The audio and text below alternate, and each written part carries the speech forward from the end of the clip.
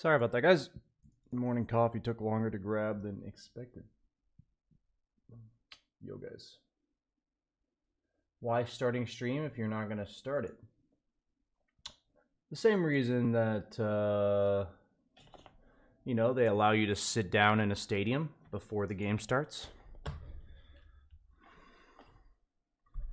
be weird if they just opened up the doors to the game at game time, right? Crazy concept.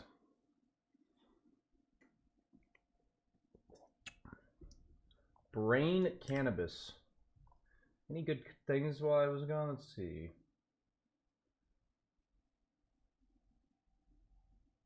Haven't even gone to bed yet. Thanks to your latest carry video, I've gained 200 MMR in the last couple days. Hell yeah, let's go. Let's fucking go.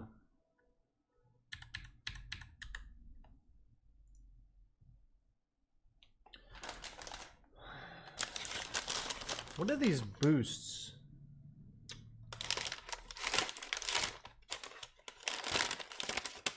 Okay.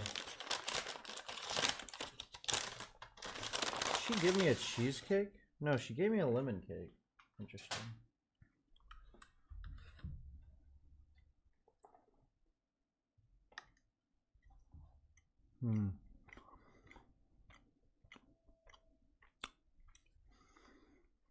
How do you guys feel about like lemon bread and lemon cakes and stuff?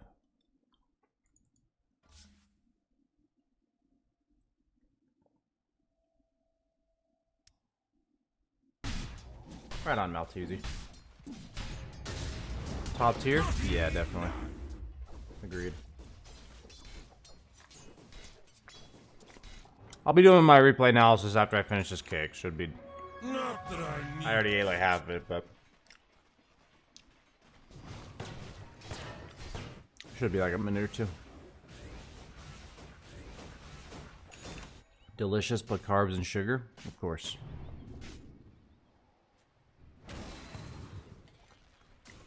One of those things that I could go get a fork and eat it with it, but I'm lazy.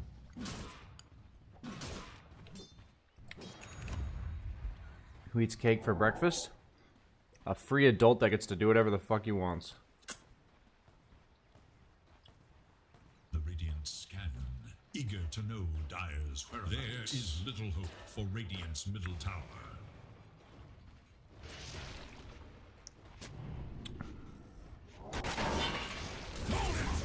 Why is it showing me Lich's perspective? Or like, Lich's hero thing when... New Lycan Arcana? There is little hope for Dire's middle tower. Good morning, obese Corgi.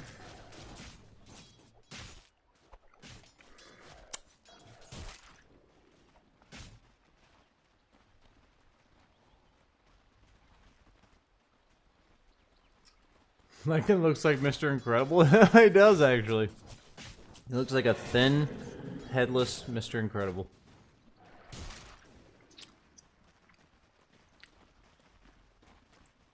And,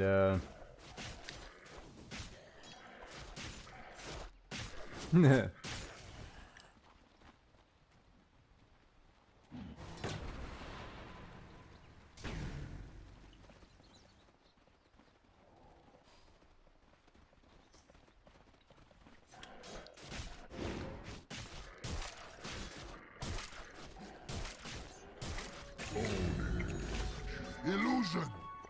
I don't really have a recommendation for low Connex score because I've never had it, so I don't actually know.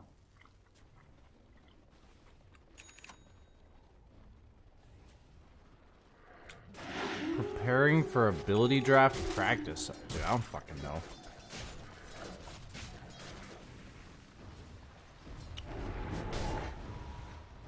Radiant's middle tower Sounds cool, though. is under attack.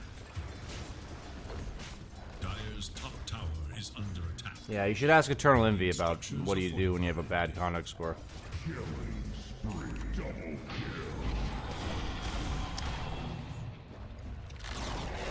Radiant's middle tower has fallen.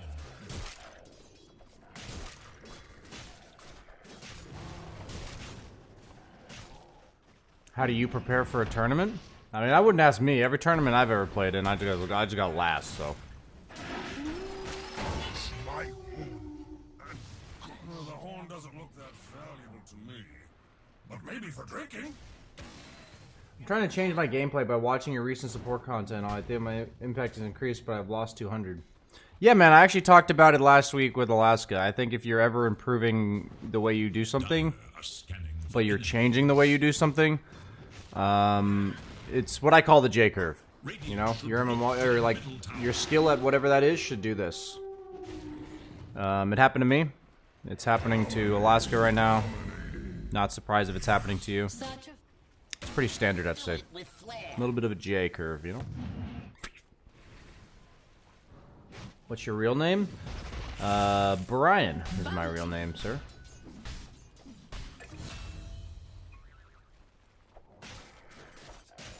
Why is Ags suddenly trending on Night Stalker? My response will be that I have not really seen any Night Stalkers this patch, like at all, in the competitive games or the pubs I've been playing. So thus I have not seen any of them build Ags, and thus I do not understand the basis of your question.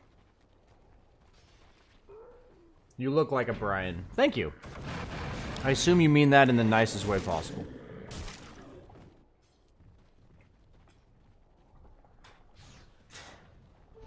One horn will do the damage of two. I'll be right back. I'm just gonna refill my water that I forgot to fill before I got here.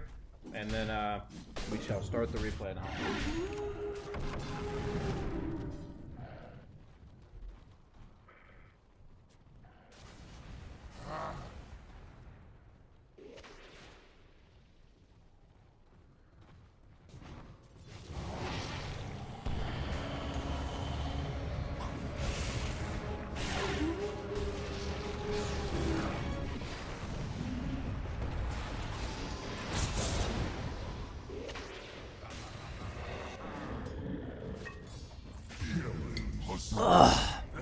Dude, you know when you're like not too thirsty, but you definitely want water, and you just ate something that was very dry?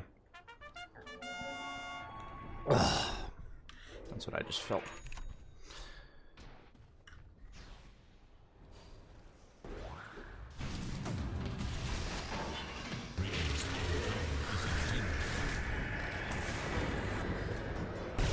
What's up, Clintz? A little awkward there. It looks like you mistyped the typo.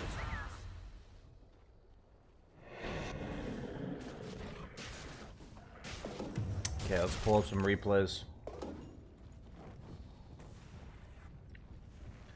As cool as you.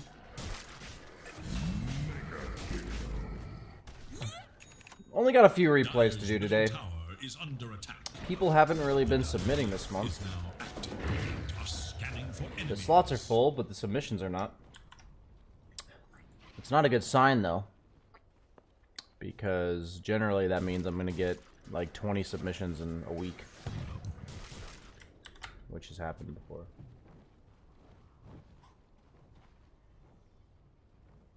I feel thirsty after eating extremely dry ass. I personally prefer wet ass myself, but, you know, it's definitely a preference.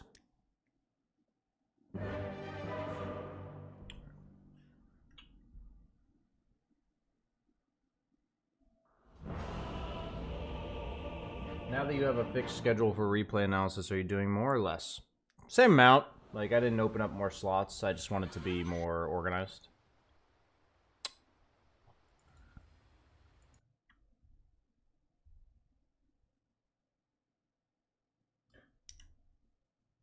Yeah, there's kind of like random slots opening up all the time, Svet. Like, somebody just left and somebody else signed up yesterday. Like, I get emails about it all the time. It says, like, this person left, this person signed up. I'm like, okay. I mean, I don't actually get an email telling me this person left, but it's implied, you know?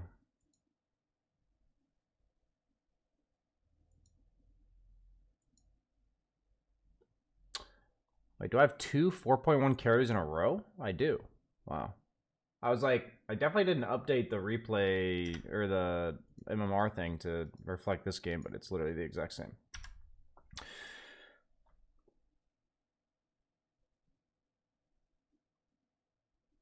Are you still coaching high MMR female player? Yeah, every Wednesday, which is today, at 8:30, which is 11 hours from now.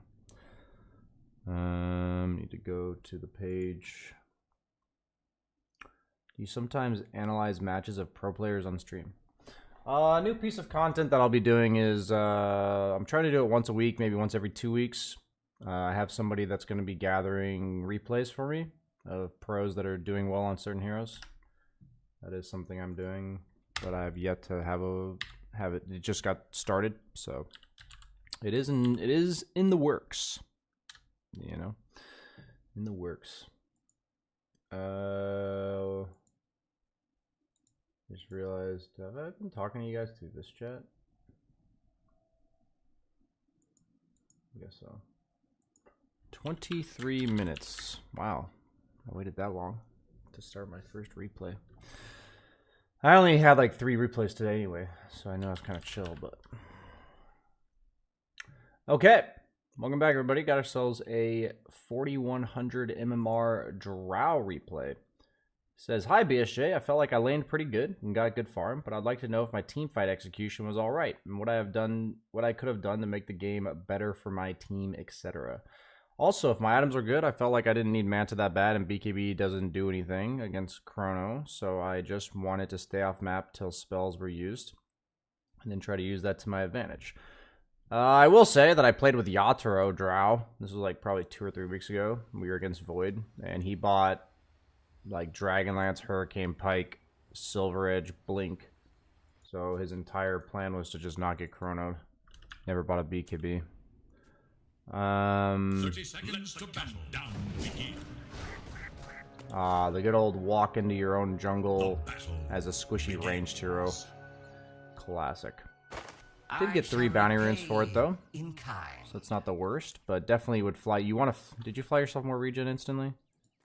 Nice. I would have probably just flown more tangos because you're probably using 2 of the tangos, right? Because of that original level 1.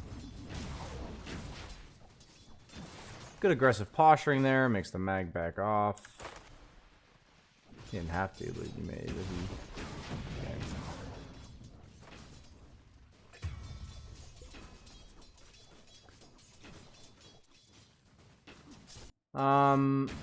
So I always recommend in these situations that it's always important to get lane equilibrium back because the lane's obviously pushing already. So right when this happens, I just aggro to my range. You know, this is like 90% of my replays nowadays. Lane's pushing this exact spot. I actually just need to make a video on this. So this is a perfect example. Actually, no, I don't need to make a video on this specific one, because I don't want to use an incorrect example. I want to use a correct example. 5 creep aggro tips. Okay. That just reminded me to write down. I'm gonna, sorry guys, watching, and also for my man editing this video, I'm just gonna quickly recall what I want to do content wise, just so I can keep an eye out for it in this replay.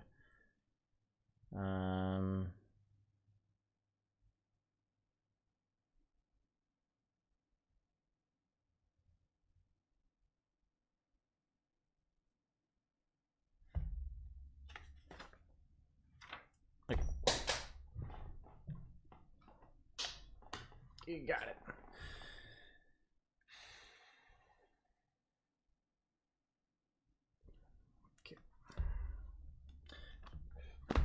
Trying to make my replays turn into like easier content for me, because if I'm constantly telling people the same thing, then I should obviously just make a video on it.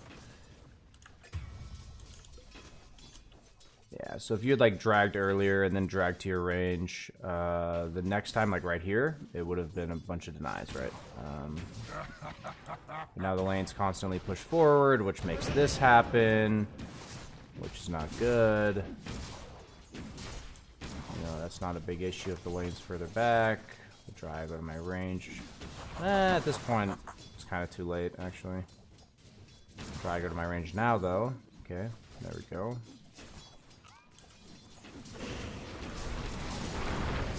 Yeah, I mean, I'd say the biggest issue with this lane is that the lane was pushing right away, and the second wave, you didn't do anything about it.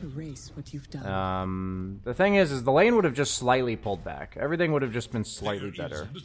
So not a big fan of that. But we're going to keep fast-forwarding. No reason to keep harping on the same thing. Aside from that, I think you're doing fine.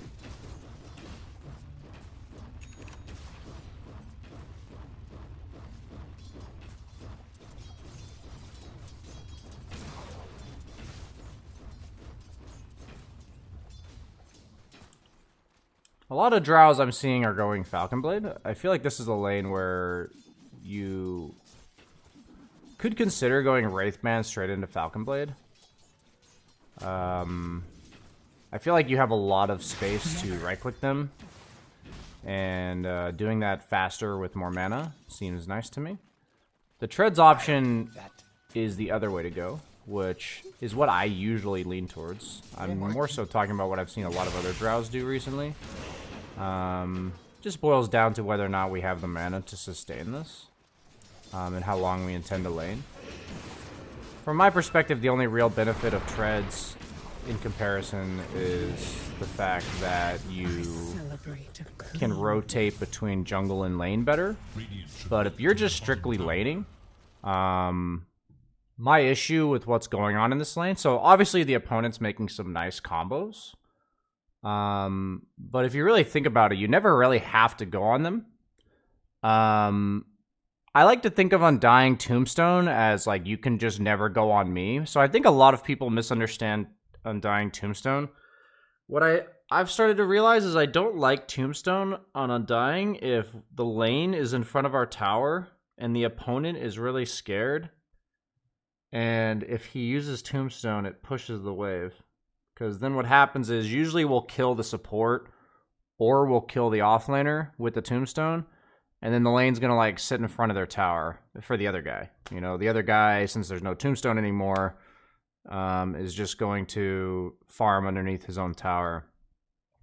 So like I usually would prefer the approach of the threat of the Tombstone, but this is also just any hero that tanks for you, you know? This is just the general concept of like, I'd rather you say, hey, like if we rewind here, I'd rather you just sit in one spot and every time Mag walks up, you just frost arrow him, you know? Just hit.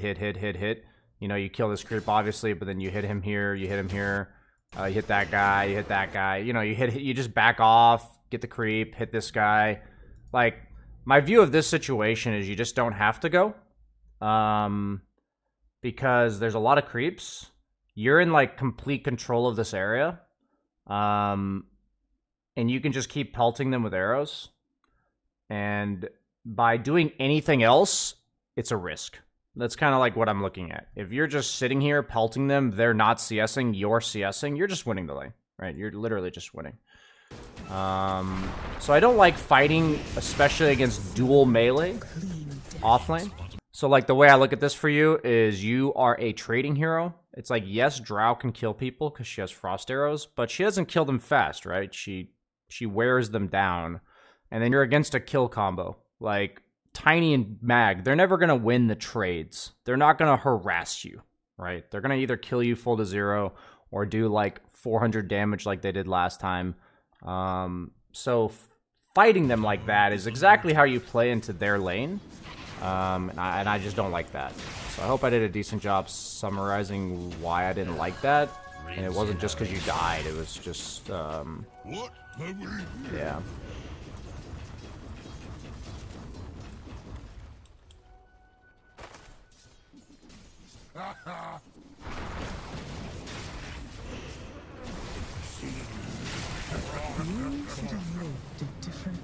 So this was a very different kill.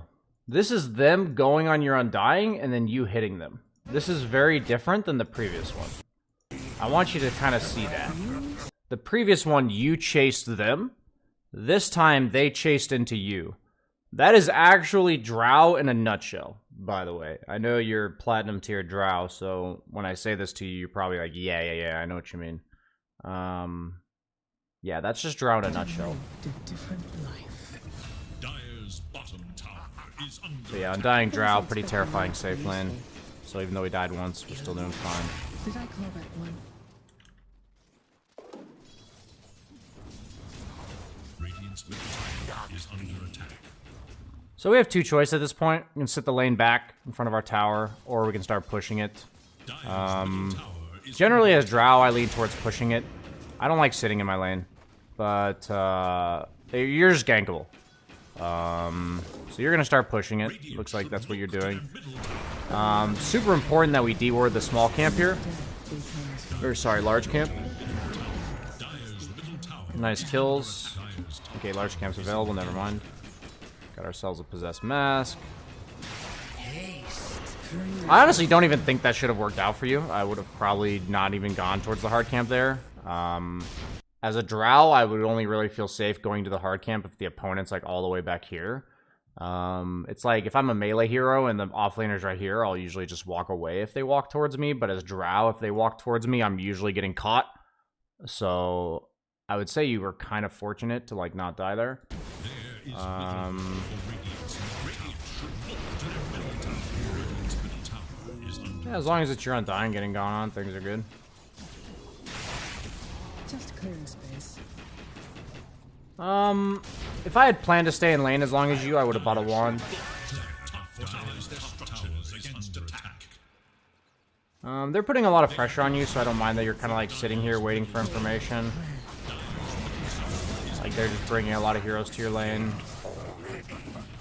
I survived Okay. the corruption, but died to this. Yeah, it's odd that you bought a second set of raindrops. I would say I virtually never buy 2 raindrops in a game. I can't remember the last time I bought 2 raindrops. It's just a lot of gold. It's just a lot of gold. Like, I would have rather those been like a stick in raindrops, you know? Dire's And then eventually you run out of the raindrops. Yeah, the fact that you're fighting this much and you didn't adjust to buy a wand is pretty significant, I would say. Pretty poor, like, awareness, I guess you could say. Like a situational adjustment. I would never push this tower. I think this is fucking ludicrous. Like, you know, I've talked about time and time again that you don't group up to take this tower. The only time I group up to take this tower is if I can't think of anything else to do and I think I am unkillable. Like, my hero is just unfucking killable.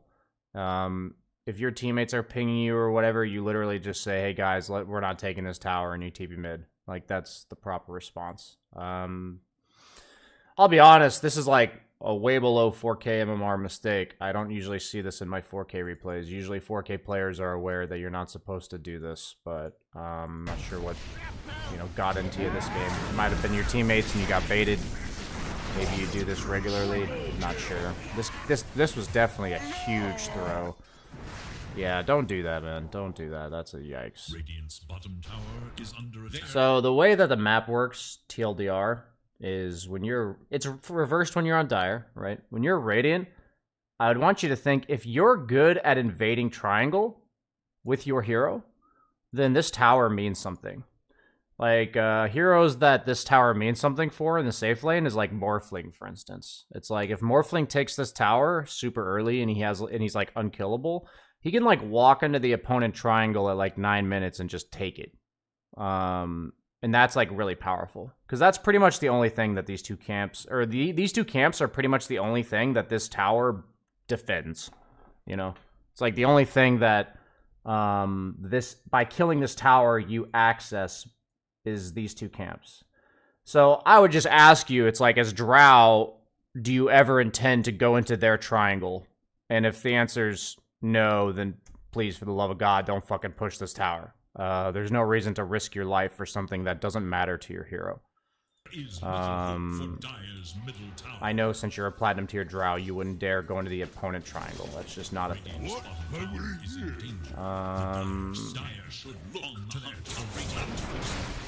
silence before my step.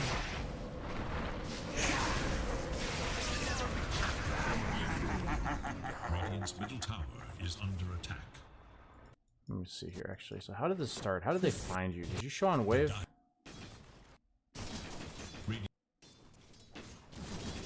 Radiant's bottom tower is under attack. Okay, and then you saw 2 mids. Dire's top tower is Okay, all this looks pretty reasonable to me. I think you could have been a bit more cautious with your positioning, but they were showing 2 mids, so. Okay, there's 3 heroes top now. Man, I just TP bottom like instantly right now. So the way I look at this situation is I see literally every hero on the map. I saw 3 heroes top and this guy. I would TP right now, multi-shot the next creep wave, and then that's going to allow me to start a farting pattern. Farting. I've been hanging out with Jenkins too much. Farming pattern in a straight line. So what's going to happen is they all came top. You forced reactions. So you see a very small window to TP bottom, push the lane, which is going to then prevent them from chasing you because they have to farm the lane, and then you're going to like run in a straight line. This is a big recognition to get because there's 2 reasons it's good. One is since they're all top, this is perfectly safe farm down here, which is great. And 2, there's literally no farm near you. Like, your entire team's with you. So, if you do farm, you're, like, sharing the farm with your teammates. So, I would say if I were to, like, rewind, you're going to clear this wave. And however long it takes you to TP bottom right now is a reflection of how much worse you are than, like, 10k MMR. Because I know a 10k player would instantly TP bottom right now. Because they're half HP, half mana, they're a carry player, so they see all the enemy heroes top, so they TP bottom, right? All these indications are like, no reason to really fight here, open farm on the map, they would snap TP. So it's okay, I hope to see you TP. I hope to see you go bottom. Look to their middle tower. But you don't. Unfortunate. Oh, you do! Sweet! So just think about it, man. You're 20 seconds worse than a 10k MMR player. And that's fine. Great. What I need you to do is do it faster. Very good. Fantastic. Pushing that tower is fucking nuts. I cannot believe you did that. That is literally a... Hope they don't gank me, please. You TP'd bottom in order to farm, my friend. You TP in to push the lane like you did. You farm this camp, farm this camp. I don't care how many heroes you see mid. You're a fucking drow by yourself on the bottom half of the map, dude. I'm gonna tell you right now. I am shocked. You are a platinum tier drow player and you are hitting this tower not once in the game, but twice. I'm pretty sure I could look at my heat map as drow in the last 50 games and I have not hit this tower past the 7-minute mark. Like, I hit it maybe like twice in lane, you know? This is insane to me. I don't know what's going through your head. This is fucking nuts. This is like, Mag, please don't be here. Please don't be here. There's nobody TP in. Nobody TP in.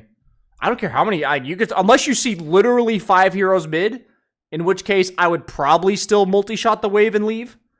Dude, this is crazy to me. This is fucking nuts. You look literally fucking psychotic. You look like that. You know the people that don't have pain sensors, the people that don't have like the fear sensor in their brain where they don't fear anything. Like, that's what you look like to me right now. This is psychotic. Like, when your team's running in, it's okay. You know, your team's running in, you follow them. That's different. But man, this looks a little bit nutty. A little bit nutty. Weird that you're playing drow so invasively. Like, I would have just assumed you were like a Morphling player practicing drow, but you play a lot of drow, so I'm not actually sure why you're playing drow just the wrong way. That's just not how this hero plays the map.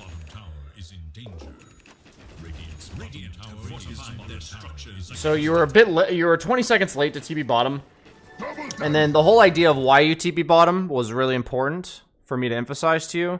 It's just to push the lane in, force the opponent to show themselves on that tower, and that's going to freely allow you to farm through your own jungle without getting ganked. But you took it as, I'm going to TP bottom and push the tower. So it's a combination of being late to push the bottom lane and then not understanding why it's good. So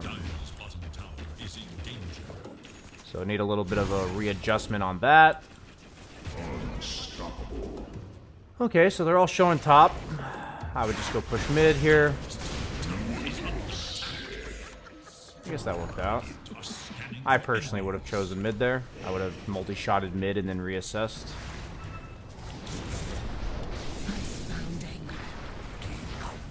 Yeah, I don't really like the way this fight played out. A fierce gust. Yeah, so...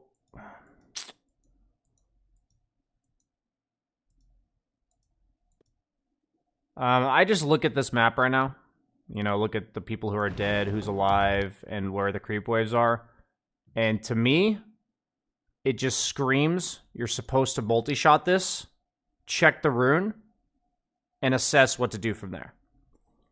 That's like the carry instinct in me just screaming that's what you're supposed to do. I feel like you severely underestimate the power of pushing a creep wave and then letting it just shove into opponent towers without actually hitting the tower. Like what it would do here. What it would do for you to multi-shot this wave up here and then instantly TP bottom and do the same thing. Because it feels like whenever you push a wave, you're like intending to fight there. You're like intending to push the tower. It seems like very all or nothing for you. So I guess what I'm trying to say is that you need to realign, or like you need to rethink your understanding of pushing creep waves in the sense of just giving them momentum such that it then allows you to farm behind it, or to assess going to a fight afterwards. Do you know what I mean, guys? I hope you know what I mean. So like down here, it was to push, farm jungle, and then go from there. In this case, you're pushing, checking rune. Maybe you get a haste, a DD, literally wins the fucking game. Maybe the fight's like over and then you just walk bottom. You know, maybe the fight's looking good, so then you walk towards it. I can just tell you that the way you took this fight, if I'm playing Drow, I will pretty much always be the last guy there. Because that's just how Drow works conceptually. The hero never wants to go in before any of her teammates. She wants to be the absolute last hero at the fight because she doesn't start the fight. There's two types of fights Drow goes into. The ones where she gets ganked, lives, and you turn it. Or two, somebody else on your team starts the fight and you are literally the last one to show up. Those are the two iterations of fights that Drow takes. So the one where you were here and you got ganked and then your team showed up and turned it, that makes sense. Like that happens as Drow, absolutely. But this one, the way you played it, is not a fight Drow is supposed to take. Your Undying's not there, your Marcy's dead, there's a creep wave to push, there's a rune to check. There's just like so many things to do that isn't this fight that I just don't like it. The reason why this fight to me is bad is if you push this mid wave earlier, and then go check the rune, at this exact moment, somebody on the enemy team is going to show mid. Or it's going to be really fucking obvious that they're here with all of their heroes. And then you can just leave and say, well, I farmed this creep wave like a minute ago. I got like 7 creeps off of it. And they are just missing creeps underneath their tier 2, right? 1 second, I got a text.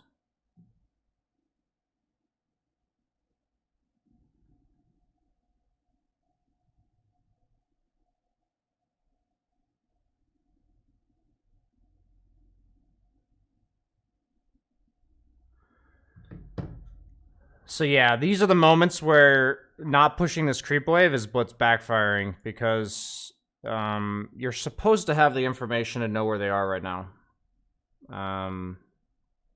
And you don't. And now it's kind of like they could be here. They could be like, they could just be running towards mid right now. They could just be running towards bottom. I actually have no idea where they are. Then we see them and then, yeah.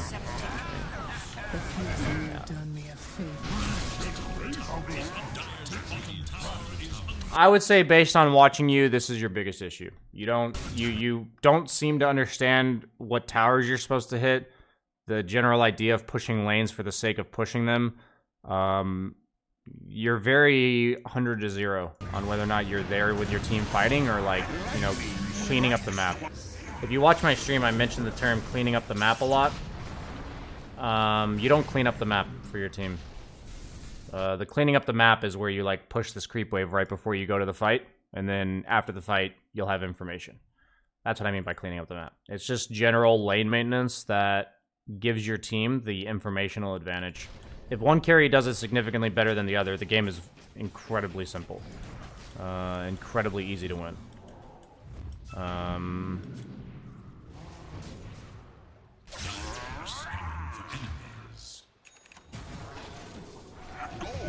Is a great conductor. This game is definitely insanely hard at this point.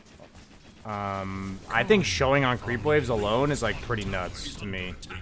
I probably would have queued up the shard so that my multi-shot one-shots waves. And I would just never show on a creep wave ever again. This will come in handy. Yeah, okay, so you're, like, starting the whole never show on waves thing. Yeah, I mean, you literally showed too much on that wave there. Fortunately, Void's doing some crazy shit. Okay, I'd say that was luck more than anything. Didn't have detection, didn't have a +1 and just chronoed you. I would never hit this tower.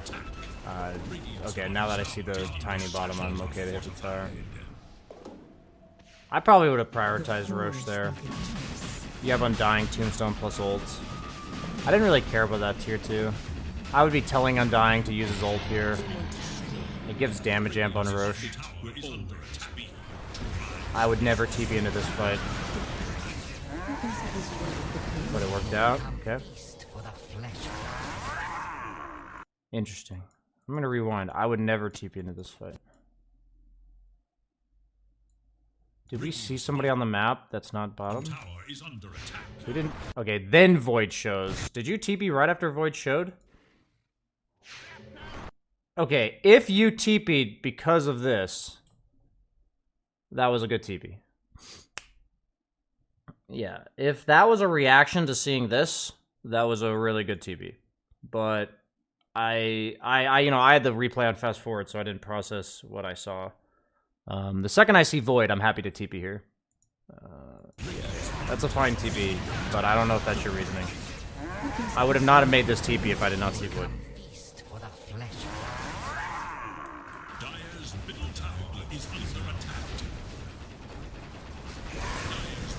Generally, Drow benefits a lot from being on the team that's already set up, rather than the team that's, like, invading the team that's set up. Same idea. Usually it's the same heroes that are good at invading Ancients. Kind of fit this same description. There's certain heroes in Dota that would rather be set up in areas, and then there's other heroes that like to invade areas. Generally, the setup heroes are good at, like, turning kills or protecting themselves, and the invading heroes are good at jumping you. Right? So I don't generally TP into my own tier 2 as heroes that control areas, and Drow is a hero that controls areas, so... But of course, if I see the enemy Void, then yes, I would TP.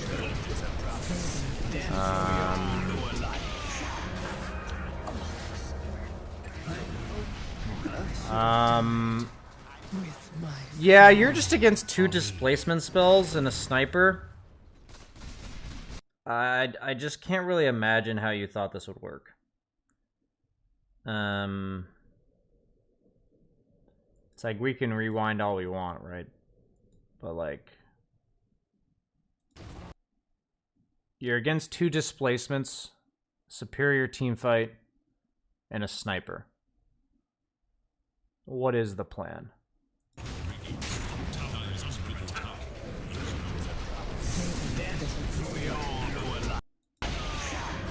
I don't have much else to say there.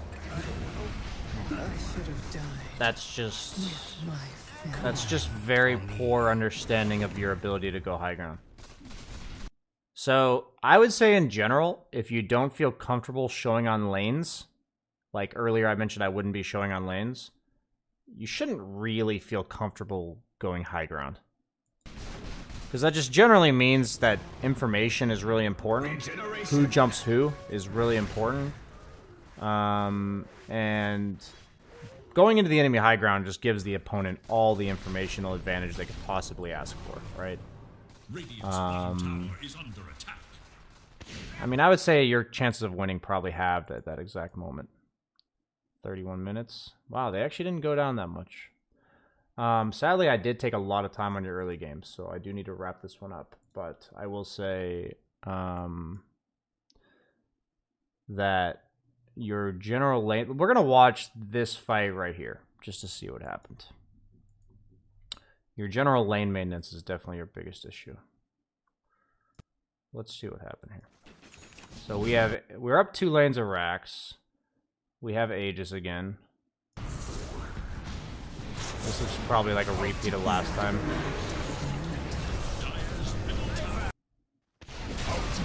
Okay, so the question here, right? So for me, this looks literally like the exact same clip as 20 minutes ago. You must have gotten a Rax in here, right? So it was probably around 36 that you got a Rax.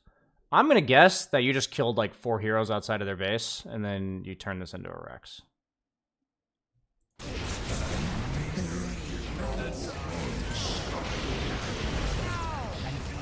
Okay.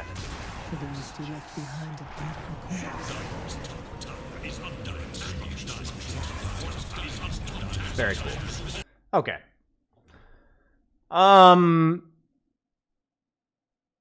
This is honestly a very important lesson for you.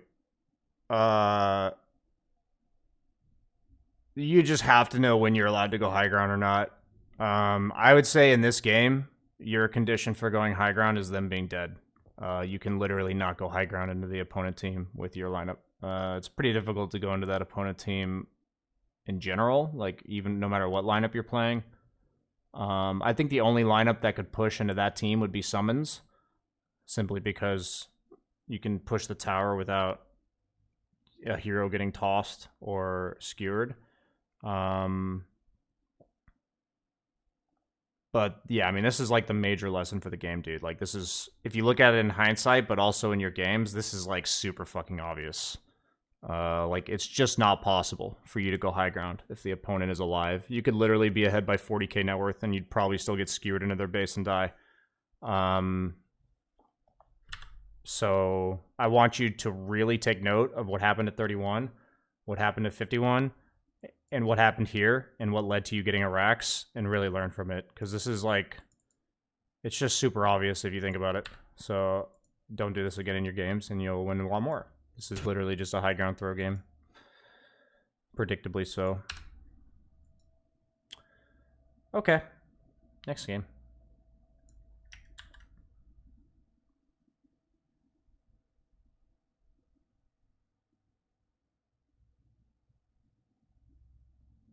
Taco Fed, thanks for the sub, and Free Liper, thanks for the sub.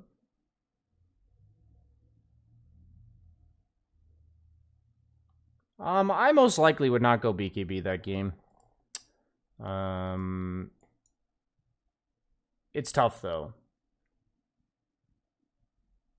I would probably go like 5th item BKB in that game. Yeah, I'd go 5th item BKB, I think. I didn't really like the butterfly. Like, Void's generally pretty good against butterfly because he already builds Mjolnir, which negates it by 30%. And then, pretty natural MKB buyer if he wants it.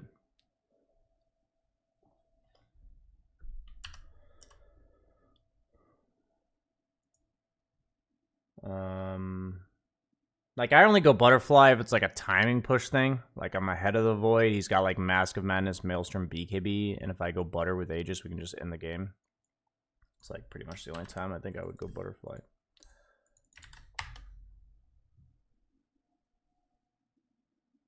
Do you right click or A click when you're hitting creeps? I'd say it's about 50-50 now. When I am concerned about timing the creep, because the opponent's contesting it, I will right-click stop command. And when I am not contested, I will A stop A. That is how I CS.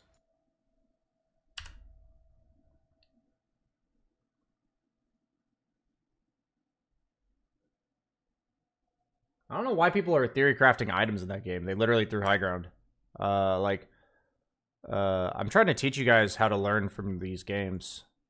Like, you literally watched a game where they were winning the entire time and they just went high ground twice for no reason against Tiny Mag and Fed. Like, for the love of God, stop fucking talking about items as the reason they lost or whatever. It's just weird. Makes no sense. Like, there's some games where there's, like, multiple causes of loss, but that game's, like, super fucking obvious, and you guys are somehow changing the subject. It's impressive. You have a really hard time with those type of games. Yeah, you absolutely farm forever, make them leave their base. It's surprisingly simple. We can't go high ground into this team. Let them walk out, and we kill them. If they don't walk out, we get much more gold than they do. Eventually, they will walk out, or we will have a 40k net worth advantage, in which case we'll have a 4th Aegis, and then we'll win the game. That's just how it is. That's Dota. If you want to win, that's Dota. If the opponent has an incredibly good high ground lineup, you just have to let them sit in their base if they want to sit in their base. It will not win them the game, trust me. If they just sit in their base and you farm all game, and you never go high ground into them, unless they're actually leaving their base, you'll win. It'll take forever, but you'll win. Okay.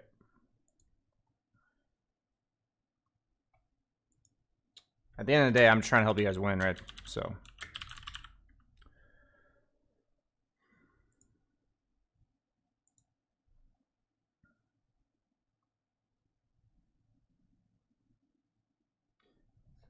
Thanks. I find it trouble too when the creep's contested to do A stop A. Yeah, I made a recent video. It was an extension on my fundamentals course.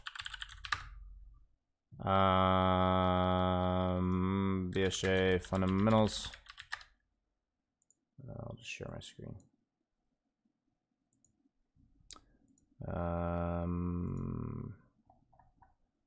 It was this one. This is a video from July 10th. So it's pretty recent. But I talk about exactly what you're talking about, my friend.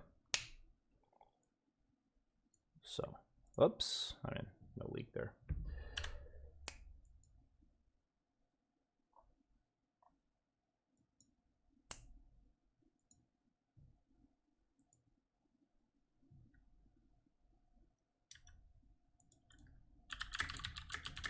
He might have been seeing an ad during this.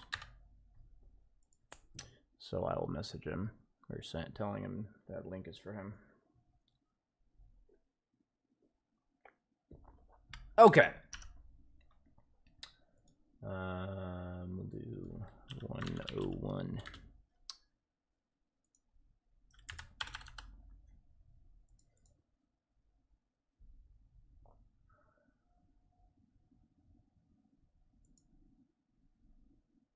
Okay, got ourselves another replay. This is a 5.2k, pretty high. MMR support. Got ourselves a Warlock. Says, hi BSJ, the lane felt really bad versus Kunkka Phoenix, and I felt my best use was trading with the Phoenix off on the side. But I'd like to know what you think of the lane. Arlena took over mid from someone who queued, but couldn't play it, so everything was kind of scuffed. But I'm looking for tips on what could have been done better in the mid game. In terms of itemization, I feel Shard is too strong on Warlock to pass up, in this game especially, because of all these things. But I really felt like the lack of Glimmer Force once they started running us over, and I still don't know which of the two I should have gone for. Something that I want you to see in regards to your Shard is that your hero becomes really good at lane clearing, and the opponent has like insanely good pickoff. Like anybody who shows on creep waves is dealing with a Pudge, a Slark, a Kunkka. So heroes that just terrorize, heroes that literally show on the creep wave. So this is a game where it's really important for somebody on your team, whether it's you or somebody else, to be able to clear creep waves really fast and from like far away. So if this game goes to shit, I would know that I would turn into a split pushing annoying guy.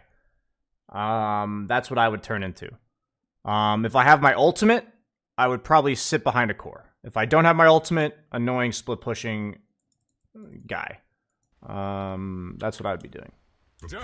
Where you're like literally never showing on the creep wave, you're just like Wing it and Qing it and then leaving. But let's see what happens. 30 seconds pressure builds. The storm remains. Is this the Warlock build? I actually don't know. I feel like a lot of people go like Stick and Sage's Mask and shit, but I don't actually know. Like I don't like the vibes of this starting build. You have 300 gold. What was the purpose of this actually?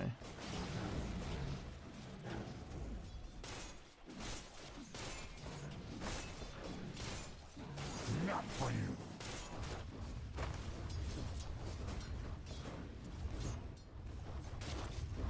Okay, this is a big issue.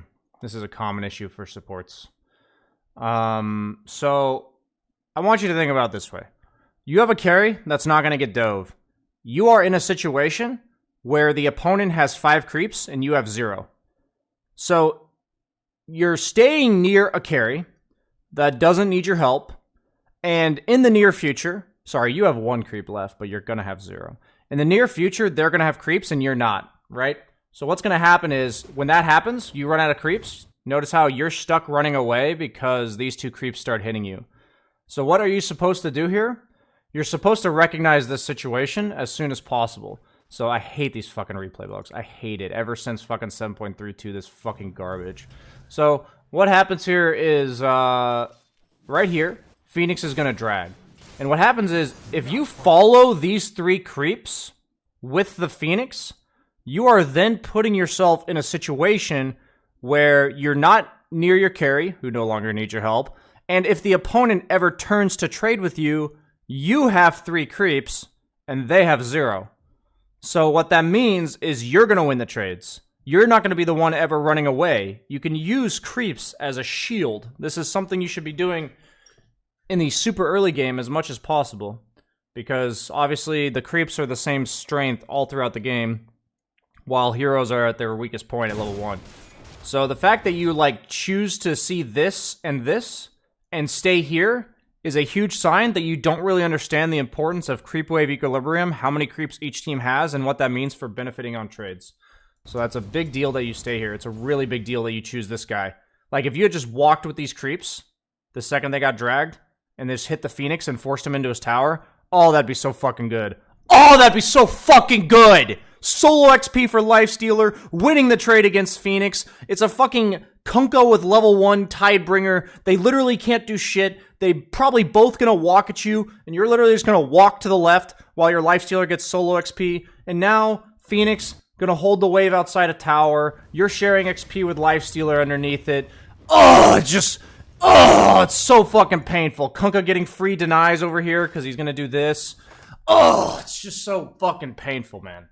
Oh, it's so painful. Oh, give me a second.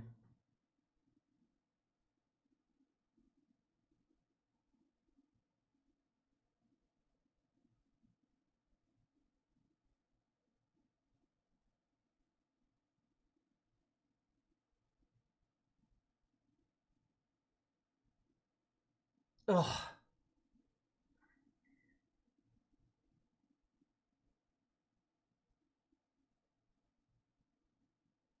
Dude, it's actually insane to me because, like, I know these 5K players, man. Like, 6K players and shit. Like, they have good knowledge of the game. Like, they're mechanically pretty damn good at the game. And it's just like they don't even fucking care, you know? It's like... What I mean by they don't even fucking care is like, dude, I know how much you know about Dota Warlock player. How do you not do this correctly? Like, you know so much about Dota, man. How do you fuck this up? Why are you jacking off with your lifesteal underneath tower while they hold the creep outside of their tower? Why is this okay with you? Dude, if you force them into tower there, oh, it's so fucking good. It's literally lane winning. I'm a carry. I'm literally, like, on my knees sucking you off in gratitude. And instead, now the lane's just at their tower. We have no small camp. Unfortunate. I've been wanting to say that since this all began.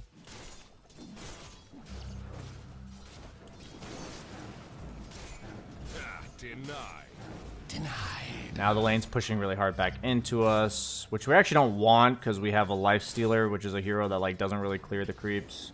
I'd be helping him hit creeps here as much as possible. So like right here, I would be up here hitting creeps, literally just hitting creeps.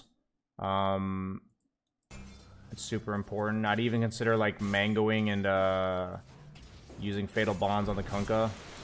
But now there's a bunch of creeps pushing into you. Lifestealer's missing the range creeps. Phoenix is going to pull hard camp.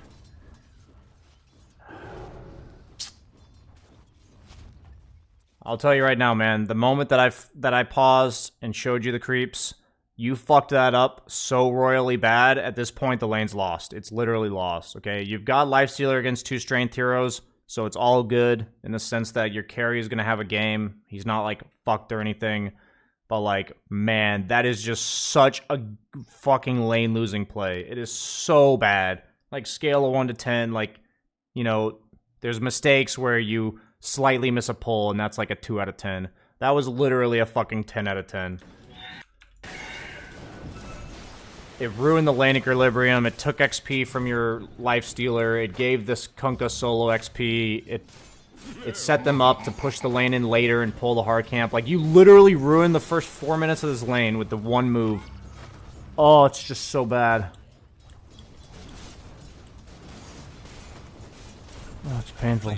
Has disconnected from the fight. I would have probably prioritized... Why are you buying boots in this lane? They don't really have chase. Are boots correct here? I feel like I would just get mana regen. I think I would just buy a... Now you're laning with this guy all the time? Cleaver's edge will never die. Dude, if I'm lifestealing, man, I just want you to pull. And then come heal me.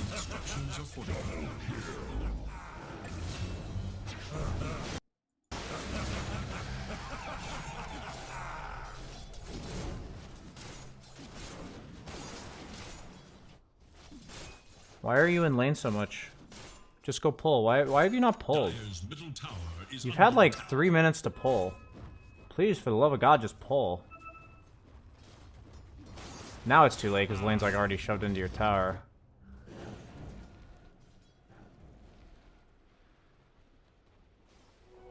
Mine.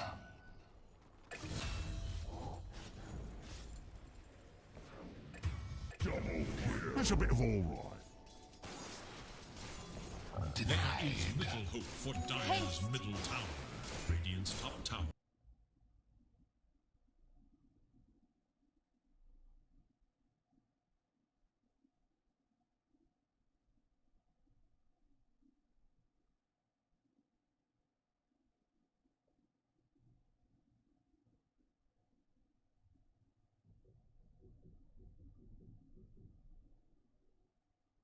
You know, I'll be honest, guys, like, I actually doubt, you know, in my head, I didn't really realize the implications that somebody like Slacks could get, like, 5k MMR playing Omni Knight and Warlock. I really didn't realize the implications of that until watching this replay.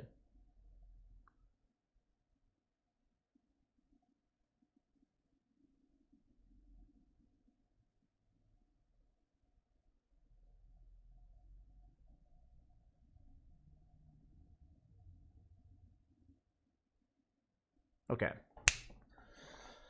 So let's try to turn this into something positive. I need to stand up, move my webcam up a little bit so, you know, you're not just seeing my torso.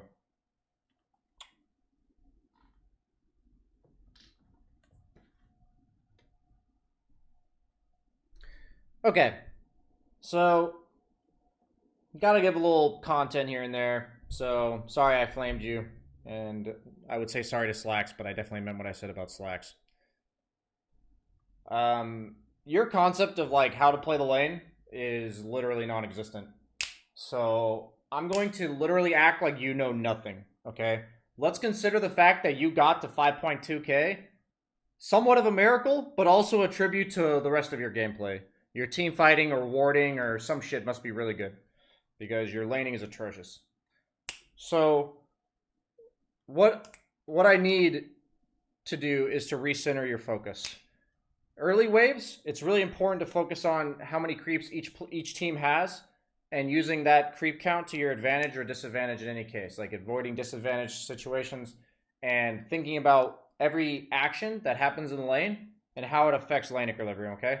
So like letting the opponent 4 drag a creep wave and not following them lets them sit it right in front of their tower with like no implications, right? They can literally just tank the wave outside of their tower and then do exactly what they did, and it like ruins the lane for you. So basically, if you're allowing the enemy 4 to just pull the wave, unless you're literally killing the offlaner, it's really fucking bad, okay? It's really fucking bad unless you're literally killing the offlaner. So like that alone is like lane losing shit. Like you're setting yourself up to lose the lane. So then secondly, when the lane's near their tower, there's 2 things you have to concern yourself with, or I'd say 3. When the lane's near their tower, if you've already fucked up or something's already happened, maybe your carry fucked up, then there's 3 things that can happen. 1, we want to get that small camp opened up as much as possible. We got to make sure we sentry it right away. So like the second you recognize that the lane's pushing, like if we just rewind all the way to the beginning. So like lane's in a bad spot.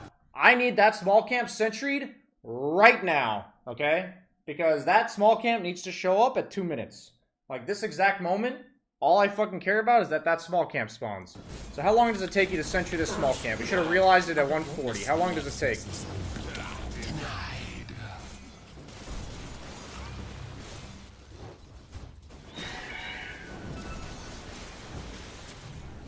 Okay, so we're a solid 2 minutes late. So let's consider it a fucking victory that you are 5.2k, because you are literally 2 minutes fucking late to realizing you're supposed to deward a small camp, which I honestly think is like pretty conceptually simple compared to a lot of decisions supports have to make. Okay, so yeah, let's keep going. You don't have very good. Okay, so no flame, no flame. This is all constructive flame, constructive flame, constructive flame. You have virtually no concept of how lane equilibrium works, okay? Like, I can tell. You would do any... If you did any of this stuff, I'd be like, okay, he's kind of on the right track, right? But, like, you're not doing any of it. So, the fact that you're doing literally 0 of it, I have to assume you don't know anything. So, what happens here is when the opponent gets the... So, if you somehow fuck up, or your carry fucks up, or whatever, somehow the lane ends up like this. Okay, where the lane's in front of their tower. First off, I want you to know, like, public service announcement, all support players, this is fucking red alert situation. This right here is fucking red alert. Offlaner or 4 sitting in front of their tower holding the wave. What I'm saying is, sometimes there's like absolutely nothing you can fucking do about it. Okay, like sometimes, trust me, as a carry player, it's like, eh. But like, if there was something you could have done and you just fucking let that happen, like, oh man, it's like literally having a fire in your house and you're like, well, I guess it's just time to burn, you know? Let's just fucking go. That's what you're literally saying by watching this situation happen, okay? So then, secondly, once the lane's already here, there's 3 concerns. That's what we were just talking about, right? Is 1, we need the small camp opened up. At the very least, the enemy 4 has to like walk into you to body block the small camp, right? Like you deward it, they walk over, and they allow you to get free hits off on them because they're spending their time putting themselves out of position to block your small camp, right? That's like the very least that you should do, right? So then, that's 1 concern. 2 concerns, the reason why the small camp's a concern is that's our way to get the lane back. That's really important, right? That's the way that we're going to reliably get the lane back. And it also makes it so that if the lane is that far up, we're either getting the lane back or our carry is playing a 1v1. Meaning the enemy 4 had to come over and like contest us. So it's like not a big deal. So like if your carry is 1v1ing near their tower, it's usually not that bad. I'll tell you from a carry player's perspective, unless it's like Viper or some shit. And then, so that's one concern. Two concerns is that the opponent's just going to sit there. So if the small camp's somehow not available, there's only one other way to fix the lane, and that's to shove it into their tower, right? To shove it really hard into their tower, and they'll repeat the process of they have to tank it outside of their tower to prevent it from going into their tower. Because if you shove it into their tower, then the tower is going to naturally push the lane back into you. That's what's going to happen, okay? We got to make it so the lane equilibrium either comes back or it goes so far forward that it's going to slingshot back to us, okay? That's the two options.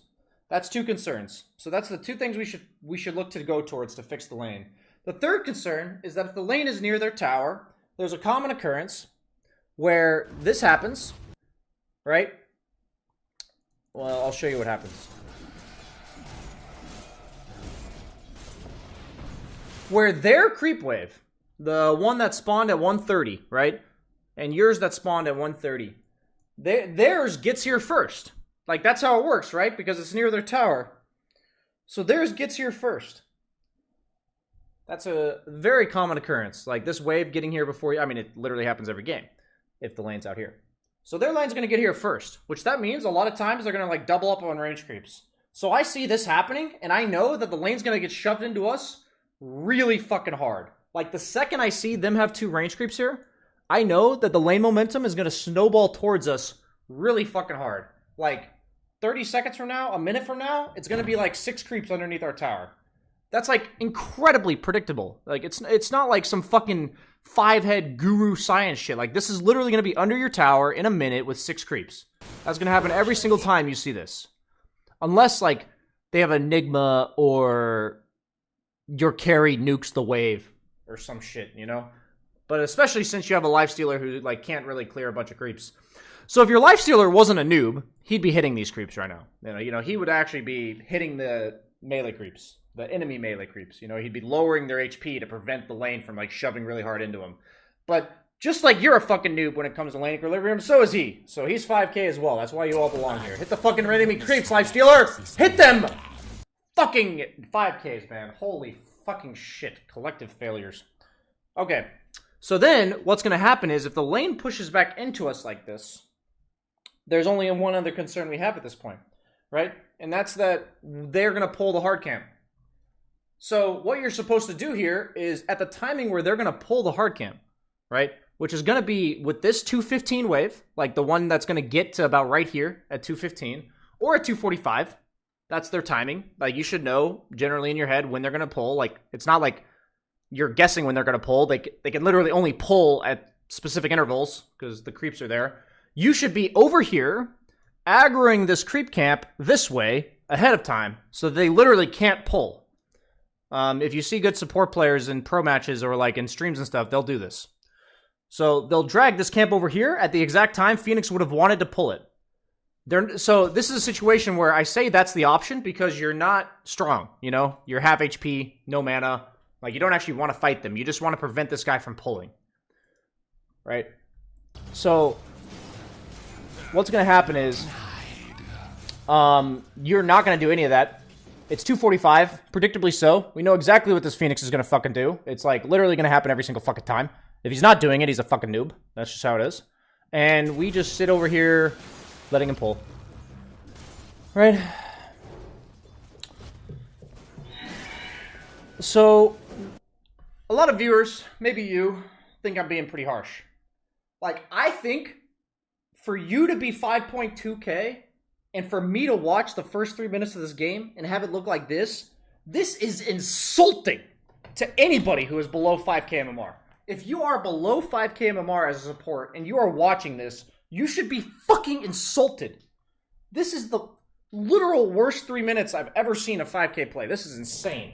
And the funny thing about it is, I say that because I'm over-exaggerating. This happens in my games. This is like 8k core players who are stuck playing support do this. Okay? Like, this is insane to me. That you can be this high MMR and do this.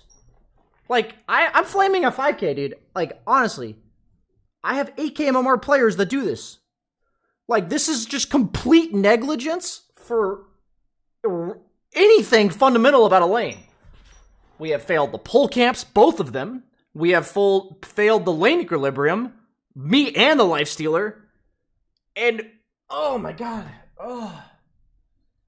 Oh my god, this is actually just so fucking agonizing.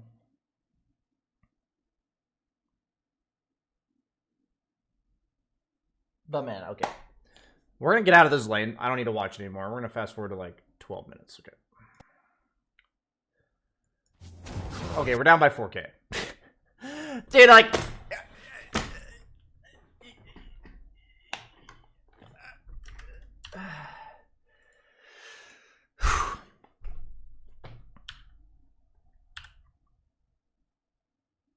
Dude, you're just not gonna win games if this looks like this. You're just not gonna win. You're literally just not gonna win, man. You're not gonna fucking win. You got a lifestealer safe lane against 2 strength heroes and he lost by 1600 gold. You're just not gonna win. Like, yeah, sometimes you'll win. But this is the equivalent of me playing carry and dying 3 times.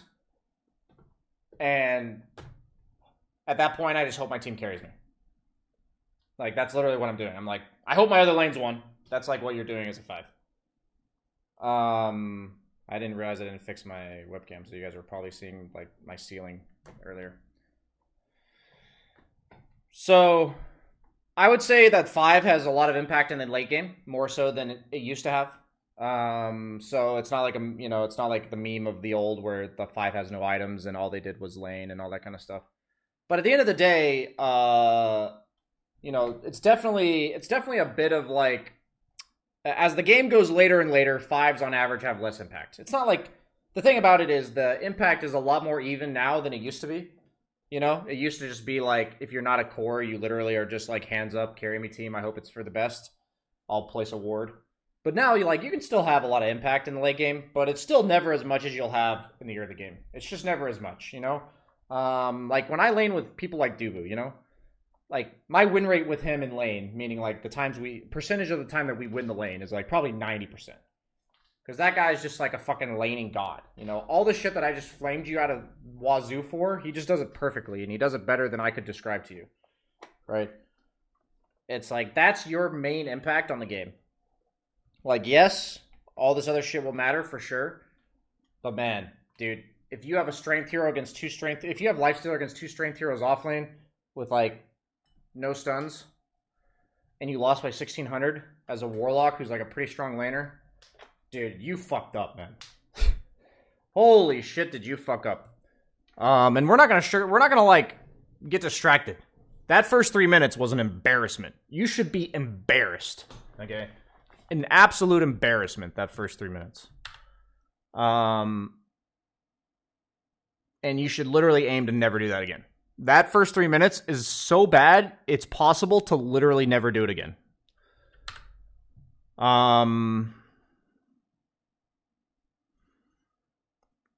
I gotta shy on the side of not destroying your confidence.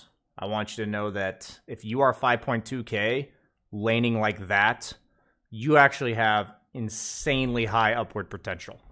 I'm not even fucking kidding. You have insanely high upward potential. So grouping up as 4 is the pretty natural thing to do when you're losing by this much. I would most likely try to force the opponent to use some spells and then back off.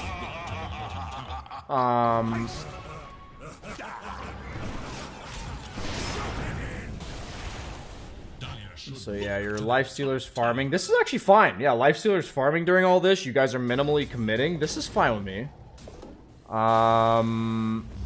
Against that lineup, I would have definitely bought a Windlace. Just movement speed really important against Slark Pudge. Wait, why didn't you golem this? Dude, there's a fucking mid Pudge. Just fucking golem his ass, dude.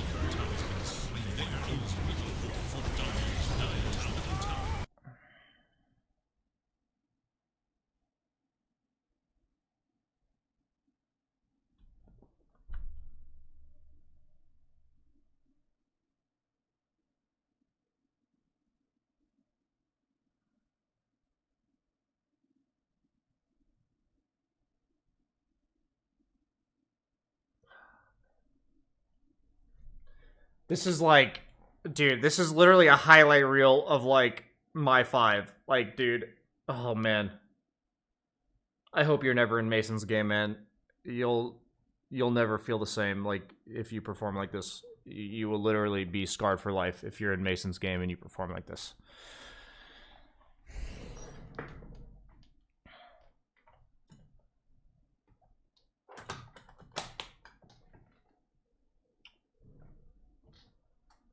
Okay, guys. The more you are losing, the less picky you can be with your spells. If your teammates have other teamfight spells and you're a hero with a long cooldown teamfight spell, I want you to often think about the fact of whether or not you would want to fight the opponent without your teammate spells and only with yours, right? So the thing is, if you're really far ahead right now, like, so let's say the lineups are the exact same and you're really far ahead, it's most likely that, like, just Arena is enough to net a kill. You know, just Snapfire ulti is enough to net a kill. You know, just Warlock Golem is enough to go push a tower. Like, you know, to feel confident grouping up and going and pushing a tower. But, like, the further behind you are, the more and more it's going to take for something to work. It's like the more specific you have to be about making a move. So, like, if you're losing, and you should definitely feel like you're losing. Maybe you're one of those people that looks at the kill count and is like, yeah, you know, it's fine. It's 11 to 10. But, like, I have to imagine if you're 5K, you're somewhat aware that you're losing this game. Like, I fast forwarded through the part that led up to this, but, you know, you guys are down by 4K net worth. So I have to assume you feel like you're losing. Dude, just fucking throw the whole kitchen sink at him, man. Like, what the fuck? Just golem this guy, man. Like, it's never gonna be worth it. It's so painful. Dude, I would rather you golem his fucking dead body than see this. Like, honestly. When Twitch chat flames pro games where you see them use 4 ults on one guy, I want you to know that that is one of the indicators that I know those people in chat are fucking idiots. Like, I'm just telling you, man, that this is like a pretty common sentiment in the Dota community where people like lol at pro players using a bunch of ults on one guy. It's not actually bad. People are just stupid, okay? It's not actually bad. Just fucking chuck 4 ults on that Pudge and kill him, okay? That's it for that replay. I've seen enough. I apologize. I know your question's going into it, but the way I look at my replay analysis, genuinely, is that you guys have to earn making it past certain points of the game. I basically go on checklists. If your laning stage as a support is so bad, I have to spend 20 minutes reviewing it. Such is life. You have not earned a late game analysis, my friend. Okay.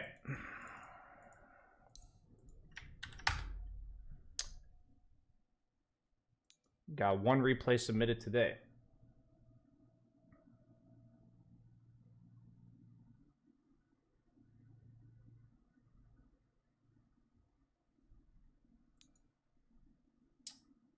Somebody redeemed to attempt a handstand. Okay.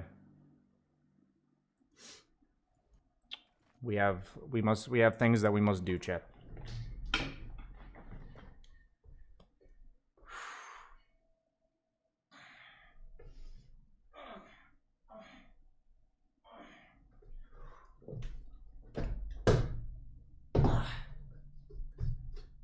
No, these are bad. These are both bad. Ah, fuck. No.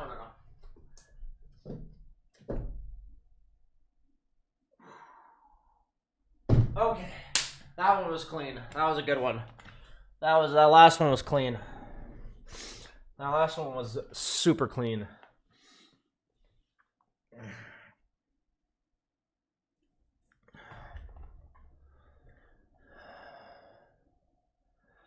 BSJ, somebody redeemed an AMA, said, have you ever had a sober stream? I am always high on life. So no, I've never had a sober stream. High on fucking life, my friend.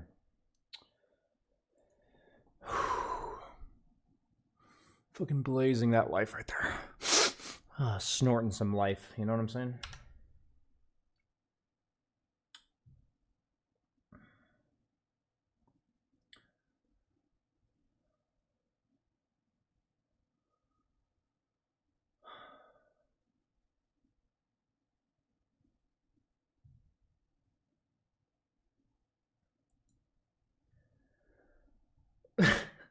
I'm always high on life as well if life is cocaine. True. We got one more replay for today, guys. You do 4 lines of life every day? Hell yeah. Reads my name seductively. Ryok. Dota 2.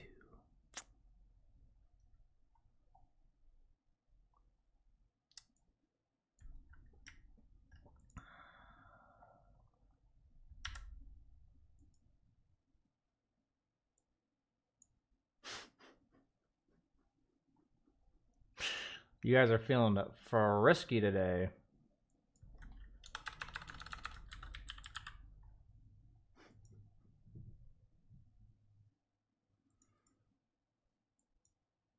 I'm rock hard right now. I didn't mean to type 99.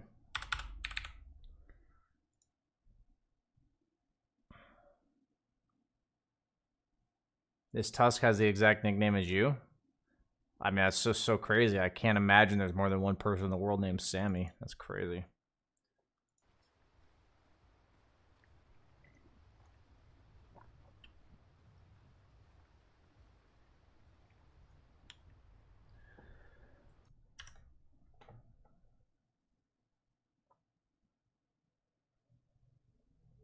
How am I eligible to get replay analysis like this? So, I have a Patreon, !Patreon, where you can sign up, and usually the replays and coaching sessions are sold out, but random opportunities arise all the time.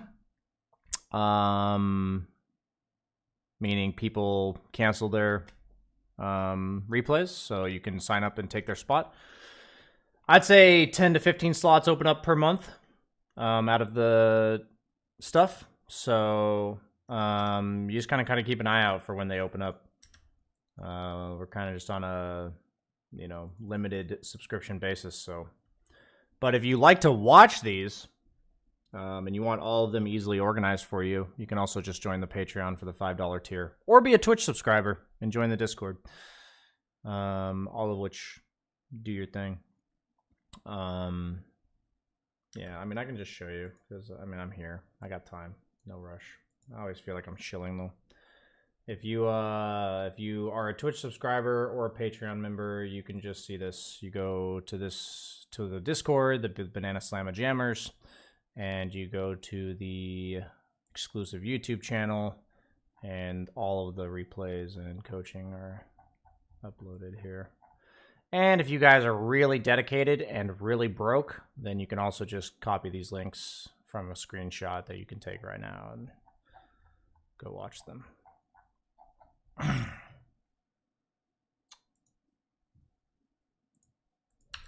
Okay. On to the game.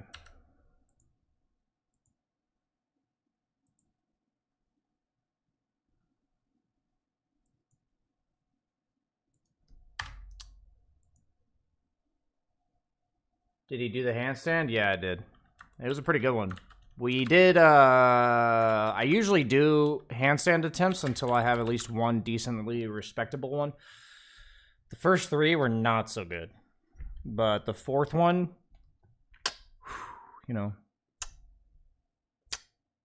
fucking kissing my hand, there's the thing of beauty. And I just realized I kissed my hand after doing a handstand, and I didn't mop my floors this weekend, so oh well. Germs are a myth. Okay. Welcome back. We got ourselves another BSJ replay. This is a 2K Drow Ranger. Says, I installed Dota in 2011. Okay, 2K, 2011, 200 MMR per year. Okay, good math, but barely played the game. Okay. I've been playing the game for 4 to 5 months, and I think I reached a plateau because I can't leave this rank. I have experience in other MOBAs, but just recently been playing Dota more frequently. Okay, so you haven't really played much Dota. I had a hard laning phase. Phase is spelled with a PH, by the way. And I think I probably ended the lane... Wait, what? Guys. You need to see this. I had a hard laning phase. And I think I probably ended the laning phase.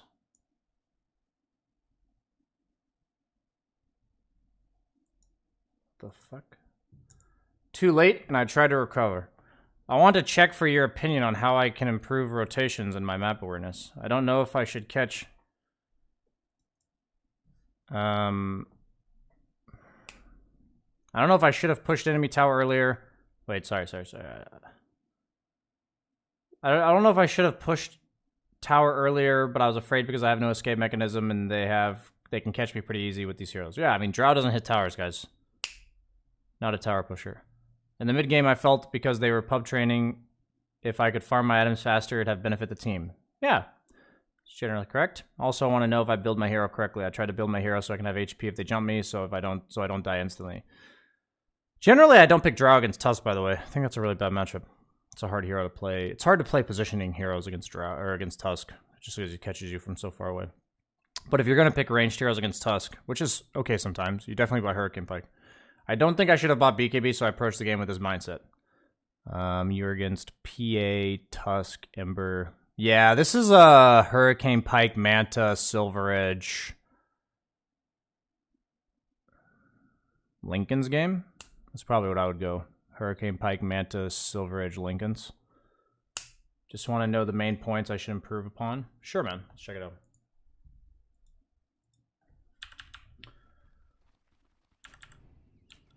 I'd probably go Dragonlance, Yasha, Hurricane Pike, and then Manta. It actually depends. In the mid game here, if I'm more afraid of Tusk, I go Hurricane Pike. If I'm more afraid of Ember, I go Manta. That's kind of like depends on what happens in the area game. You know what I mean?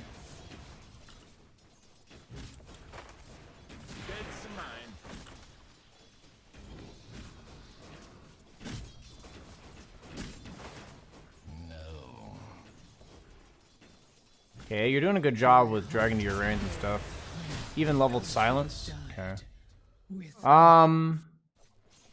My heart is Yeah, so this is just this is a really hard lane to position. It's a really hard lane for you to position properly. And you just need to know that positioning on these type of lanes comes down to when 2 heroes on each team can be together. So this, as a carry, it's difficult to keep up with this, but just know this is what you got to do, okay?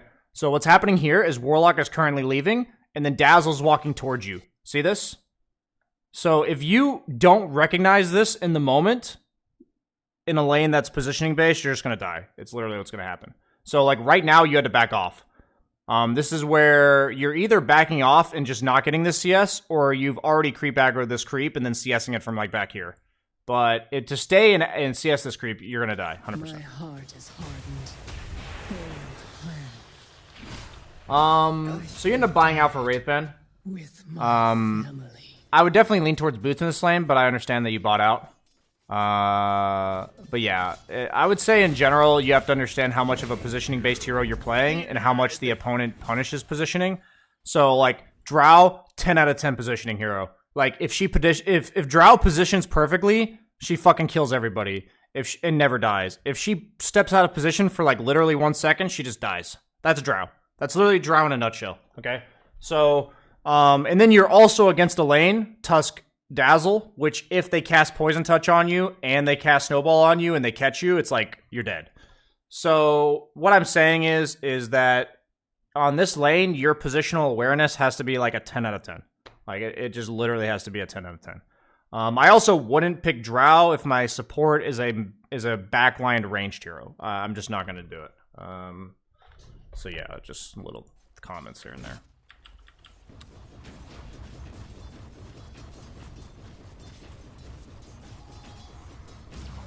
A lot of, it seems like a lot of people I'd even say like 4K and below, it's like a pretty wide range. You guys all seem to like Drow a lot. Hero's really fucking hard, guys. I think Drow is an incredibly hard hero to position properly. If you're gonna pick Drow, it has to be with melee supports. This hero is not a hero you can just pick.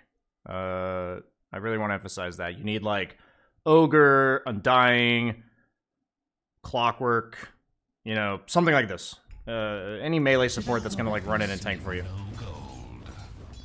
The only ranged hero that really works is like Bane, because he's kind of a tanky melee or range guy. So yeah, you're like right to be really scared here. In these type of lanes, you pretty much have to accept you're not gonna get creeps out here. Like you literally just let them have this. Oh my god, you're scaring me. Dude, they should have just killed you right there. You're actually scaring me. You're scaring me now. I'm super scared. I'm literally terrified for you.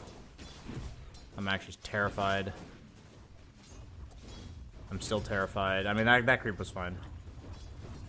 I can't believe you're this far up. I'm fucking terrified. Every single moment you're up here, I'm fucking terrified. I'm literally terrified. I really hope you stop doing this eventually. I'm fucking terrified.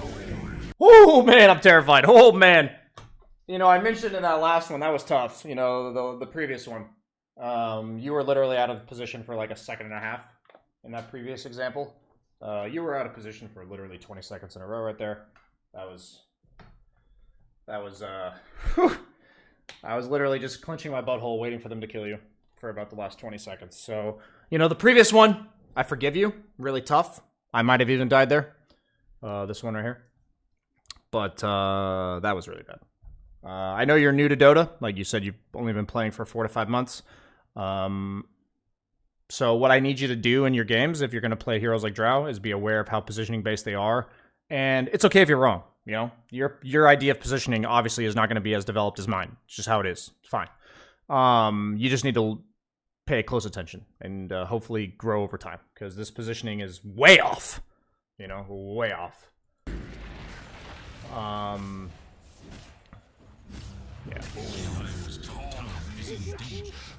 A lot of this is just matchup based, lane equilibrium based.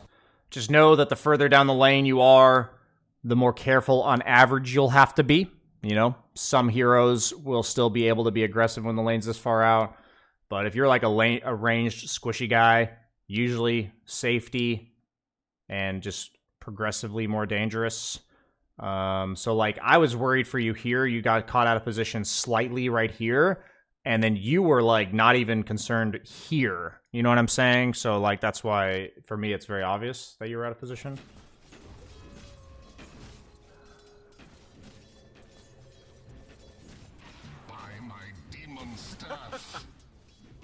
You're putting yourself really close to this tusk. It's really strange that you're willing to put yourself this close to tusk. So you're newish to Dota. I'm gonna keep giving you benefit of the doubt. So I don't know if you know, but this is a positioning based lane. Very positioning based lane. You're a positioning based hero. And what this hero does, we're gonna make it pretty simple. You're a ranged hero that right clicks people. That's pretty much everything in your kit. Okay. So what I need you to understand is that you have 625 range. So every second that you're less than 625 range from this tusk, I would consider a minor failure. You know, if you're 500 range from the tusk, you could be slightly better positioned. You're 550 range from the tusk, you could be slightly better positioned. You are literally sitting 200 range from the tusk. Okay, I need you to be at least like 400 or 500. You know what I mean? I need you to at least be like close, right? To the right range. Like, this is just, like, way too fucking close. This is way too fucking close. This is way too fucking close. Right?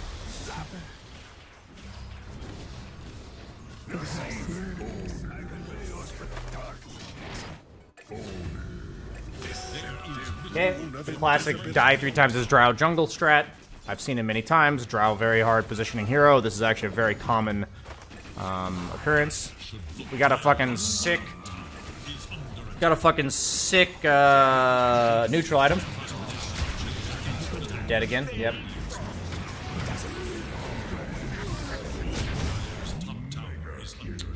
Okay. Rough start. Dire's middle tower is under attack. So you're literally a sitting duck here. Every single second you sit in this lane, I'm nervous for you. I'm literally like, when's Tusk gonna come back and kill you? When's he gonna come back and kill you? I would be shoving the lane as fast as humanly possible and showing, like... Okay, so I want you to think about the fact that every time you're showing on this lane, you're literally saying, come gank me, enemy team.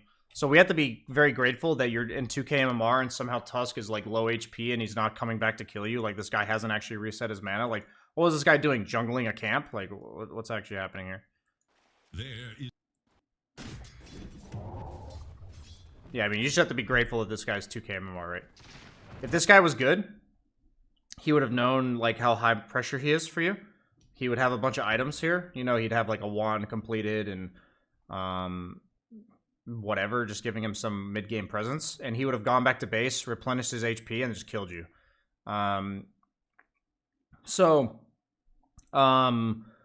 What I need you to understand is that if you are not cautious, like if you're not pushing this lane fast as possible because of the guy that kills you is missing, like we didn't know where he was. Like we don't see him. I don't know where Tusk is right now. You know, I went back in the replay to, I knew he was doing something low skill, but I didn't know what it was, you know? So like from my perspective, you're literally waiting for Tusk to kill you. You are giving this 2K player as much time as he could possibly get to kill you.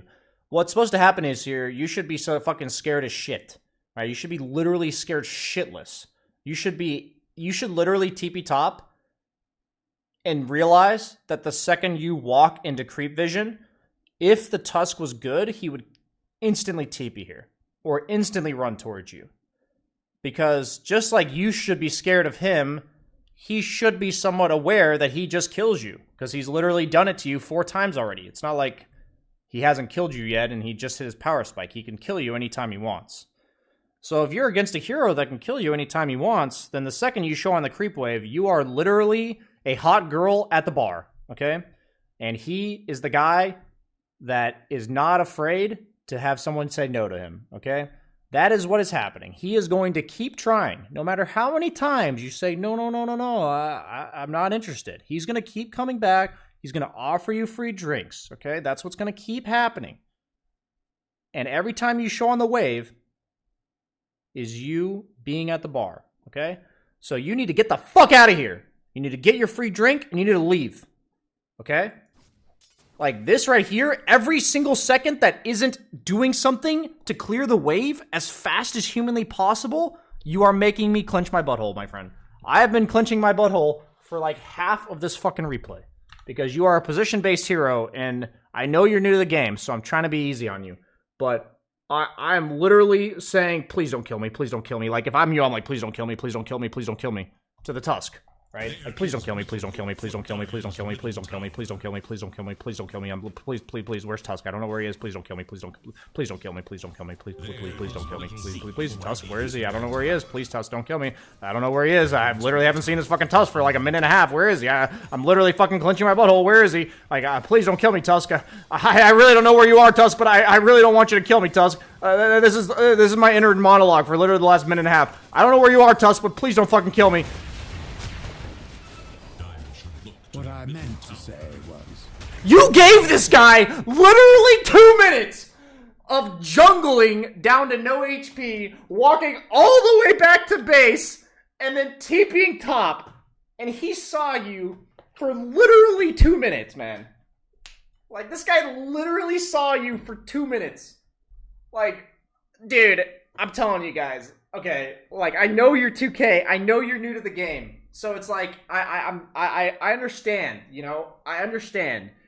But what I need you to understand is the psychological aspect of this, okay? If you're scared of somebody, if they're able to kill you, keep in mind, you know, you're newer to the game.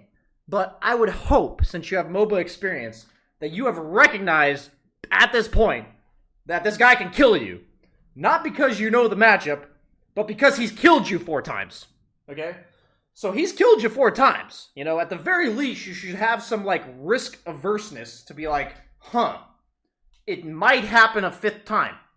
So what's happening here, okay, is that you're not thinking that way. And I need you to then think, like, if you're able to be killed by somebody, then they're probably going to try to kill you. Like, that's like a big part of Dota. Like, that's like if that's actually literally how Dota works. Like, in terms of farming the map and who kills each other, is like, if one guy has a better understanding of his ability to kill the other guy than the other guy understands of his ability to kill him, then he's gonna die. Do you know what I mean? That sentence probably takes listening to like 5 times to actually understand what I mean, but like, it's literally who has a better idea of the dynamic of killing the other guy. Like, who has a better idea of it, you know? So the idea is that if you're showing on creep waves, you might as well just be sitting under a ward, right? You're literally like in vision saying like, hey, come get me. You know, like that's what creep waves are. Creep waves are very dangerous. Creep waves are like you have to understand the importance of information. You know, a lot of kills are like who goes on who, you know, who jumps who, you know? And so there's heroes that are very survivable, and even if you go on them can live, right? We're talking about like the Slarks of the world and the Weavers of the world, you know? It's like, even if they try to go on the Weaver, he might just Sakuchi and run away. But the thing is, Drow is, if you're killable and you show on a creep wave, you're gonna fucking die. Because what do? Right? You run away at 340 move speed? Like, that's what you do, right? Is you're gonna run away at 340 move speed. So, you have to understand this dynamic. That, like, every creep wave is, like, an opponent radar that gives them, like, you know, honing sensors on you. And they can do whatever they want based on what they see. You know, they can ignore you, they can gank you, they can just try to pressure you. And dude, I'm telling you, man, I would have shown on that creep wave for, like, literally 10 seconds, and then I would be jungling until I see Tusk again. That's what I would have done, okay? So, I need you to not necessarily be perfect. I don't need you to do what I said, where it's like 10 seconds and you go into the jungle. That's the ideal goal. You know, that's what we want you to get to. But I'm telling you, man, out of 1,000 games of Drow, for me to show on a creep wave for 2 minutes straight past the laning phase has not happened in 1,000 games. And I haven't even played 1,000 games, because I can promise you in the next 700 games of Drow, I'm literally never going to do that. Okay, so it's important for you to know that, like, this is something you can just understand that you don't do on heroes that die. You just don't, right? You just don't show on creep waves for 2 minutes in a row. Okay, let's see. So you TP bottom and show up for this fight. Fast forwarding here. Yeah, I mean, sometimes as Drow, if you just keep dying by yourself, you just gotta go to your team. Definitely reasonable. Okay. Now you go to your triangle. A little something extra. Okay, so this is like the whole E the wave and leave thing. No, we have not learned our lesson yet. Dude, if you had TP top here... Okay, if you had TP top here, E the wave, and left, I would have literally coomed. Okay?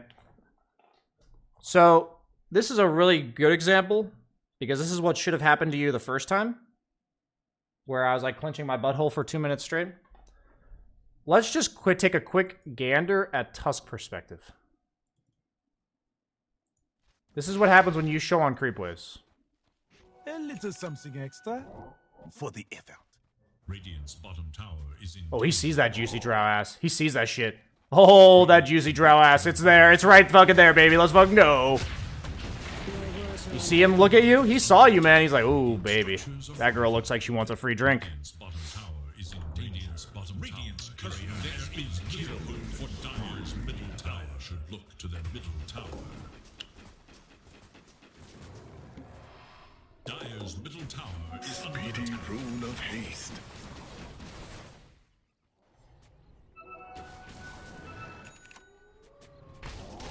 So generally, positioning-wise, this is advanced, but it can help you, I think. So we're afraid of Tusk. We're very afraid of Tusk. Tusk is bottom right now, so we're actually being chillin'. But let's, like, say this was Tusk, okay?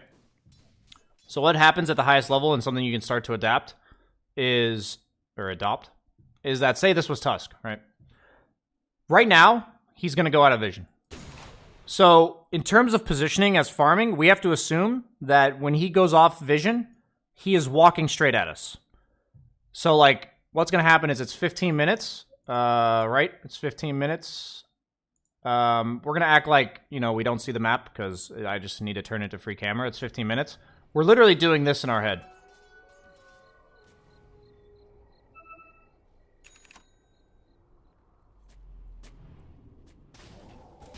So if you were afraid of Tusk right here, you should get the fuck out.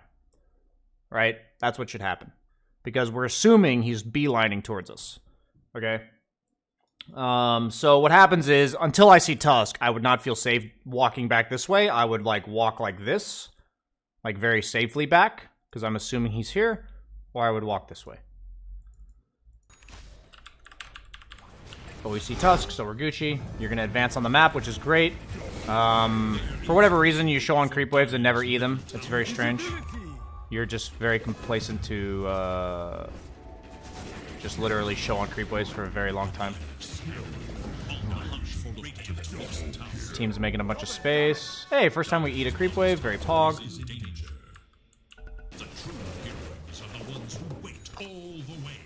Not eating creeps as a drow is a luxury, for sure. I mean, this might be a hard gank to a dodge. What happened here? So they were 2 mid. We saw Dazzle, Ember. We saw Ember running at us. Poor map awareness, I guess. We saw Ember. We saw Ember go right there. In this spot, since you don't know exactly where they are, and you're a positioning-based hero, you know, you want to go down here. This is the area you want to go. But we don't know if they're, like, right here right now. They technically could be, like, smoked bottom or something.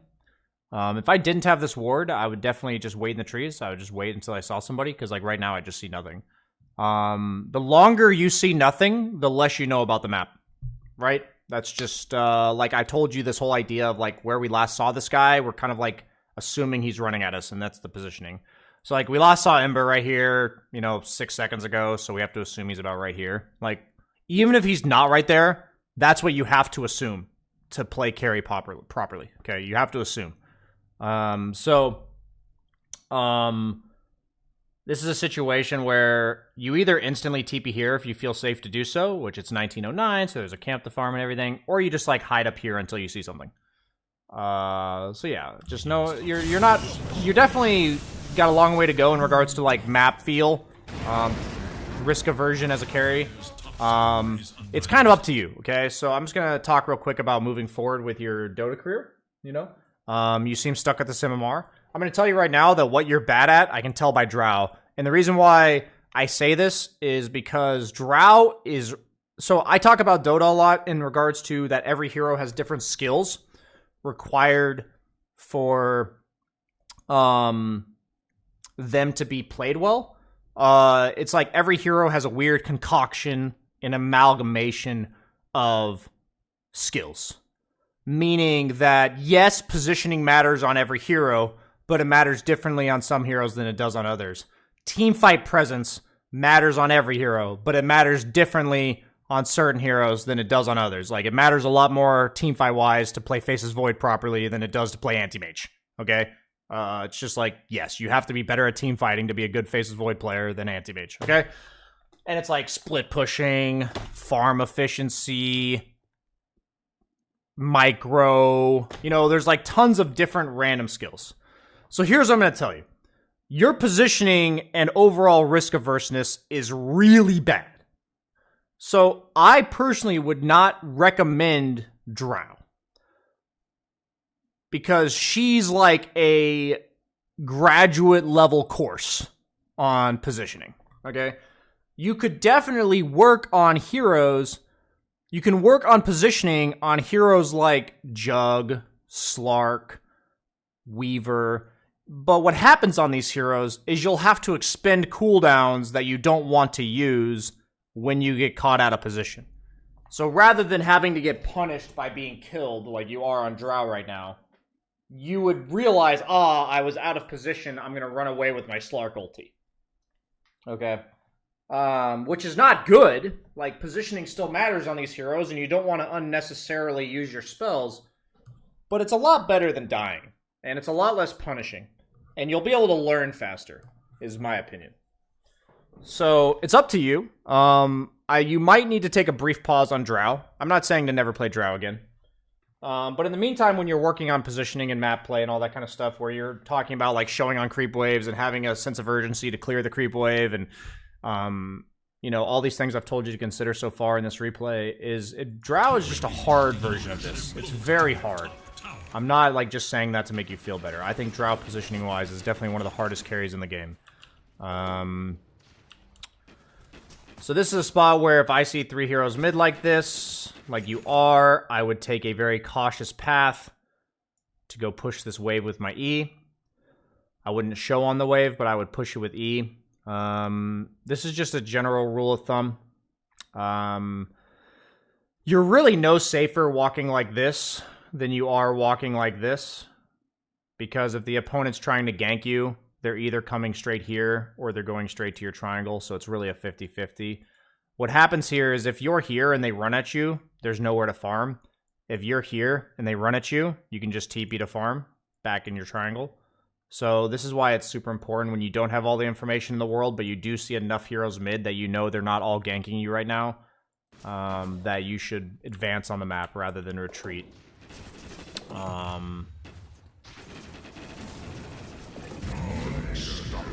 So this is definitely overly passive farming, because you could have gone to that creep wave when you see 3 heroes mid. You're starting to like prioritize clearing creep waves really fast. I notice a lot of 2K players, they tend to start doing this just way later than they should. For whatever reason, it kind of escapes you guys that you're supposed to start clearing creep waves fast as soon as you possibly can, which is usually like 9 minutes. You guys tend to wait till like 15 or 20. Like, now I see you casting your 3rd spell, clearing creeps as fast as possible, and then, why does it start now rather than later? I'll give you a really nice rule of thumb as well. This is a super nice one, okay? Whenever you TP to your safe lane, the max you're getting, unless the enemy is showing 5 heroes, is 2 creep waves. That's the max. The absolute fucking max is 2 creep waves, okay? The absolute fucking max. It is never 3.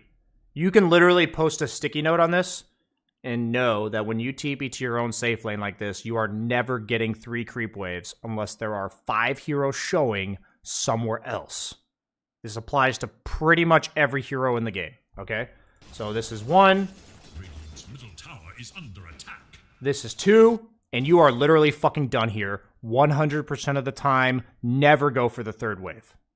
Just don't. It is never good. It is literally a roll of the dice, hoping the opponent is bad.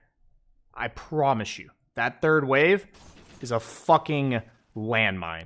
Okay? This happens such a high percentage of the time that I need you to not go for that 3rd creep wave. You need to trust me and just realize, over time why I'm telling you not to go for that 3rd wave. Just farm backwards. Clear that 2nd wave and run like this and farm all the jungle camps. Do not go for that 3rd wave. Do not. Like, that could literally be a video, because I used to talk about that before, but I haven't really seen an example of it recently. Dire's top tower is under attack. That's, like, actually black and white. A lot of Dota is situational and adjusting to a specific game and all that stuff. Do not go for the 3rd wave. Unless you see 5 heroes. 5. Okay. Dire's middle tower is under attack. So your team's literally fucking carrying you. Let's go.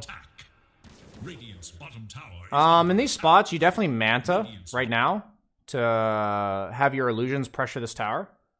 You're just not, like, using your resources to pressure waves fast. So, like, what's happening here is, so, like, we're walking into our jungle and we see a big fight going on bottom.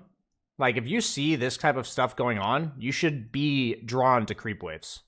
Like, you should feel more... Like, creeps should be like magnets to you, creep waves, right? You should be drawn to them. The more heroes you see, the more action going on the map, the more important it is for you to go to creep waves, okay? So, like, honestly, even spending a little bit of time like, nuking this wave is one thing, but farming the next one is, like, even worse. Like, maybe nuking this one camp because it's super low is reasonable, but farming this camp is really bad. Okay, it's, like, really bad. Like, your sense of urgency, this is, like, the same type of skill, in my opinion, of you not eating creep waves early on, of you choosing to jungle this camp when there's a wave at your tower and a massive fight going on down here. Like, massive fight here, wave at your tower, there should be fucking sirens, like, over here! Assistance! Clear the wave, drow! But you're hitting a jungle camp, right? Like, if the sirens had a scale of 1 to 10 as well, this is definitely a 10. Massive fight going on, you see literally every hero in the game, no chance you die, literally 8 creeps running into your tower, and you're hitting a jungle camp. Okay, you know, that's just it. A lot of people don't realize how big of a deal that, like, 3 seconds is. It's like, I want you to imagine, like, how much is done by these creeps in 3 seconds, like, what that 3 seconds means to Ember. You know, it's literally like, maybe he doesn't get an extra camp, maybe your team kills him because of it. But yeah, you get that, you do this creep wave through, like, 3-4 seconds earlier, you manta to push this tower, that tower is gonna die for free. Yeah, Ember ends up TPing in and denying the tower. Yeah, so no manta, 3 seconds late, tower denied. Bam, that's like a 500 gold swing, actually.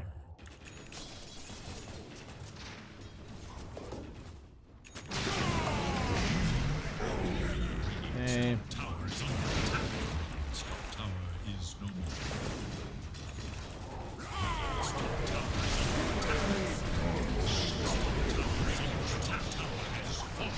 Let's go, Axe, carry us.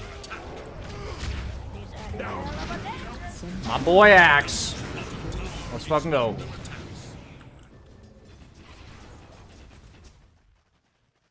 I would have farmed the hard camps. It's 29.49. So what's happening here is you clear a wave. It's 29.46. You can clear this camp, then go to the next wave. If it was 29.15, I'd go to the wave and then farm back. That's how you need to think about it. You missed a camp there.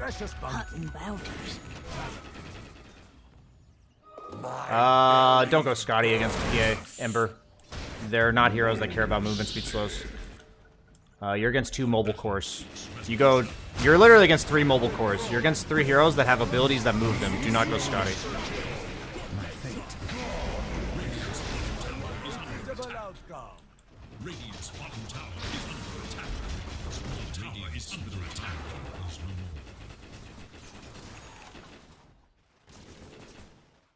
Regeneration!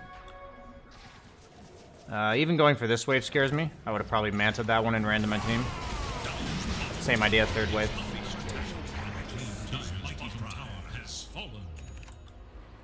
Like, I think if the opponent was prepared, they could have killed you there.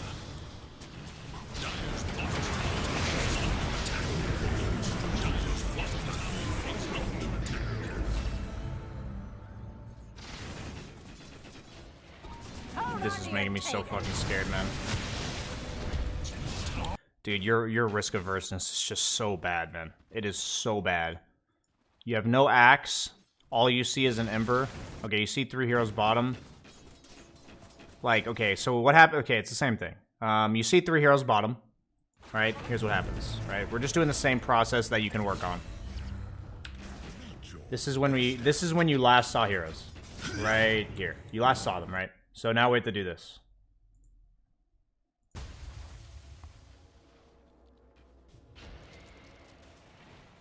Out of position. Okay? I need you to understand this. Because in this case, you're not going to die. In 2K, you're going to die less than you would in my bracket. Okay?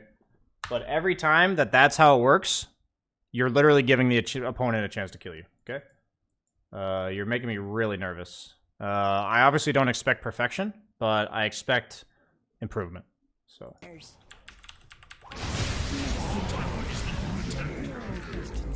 Outside of court. Radiant's bottom tower is under attack. Bounty. Regeneration.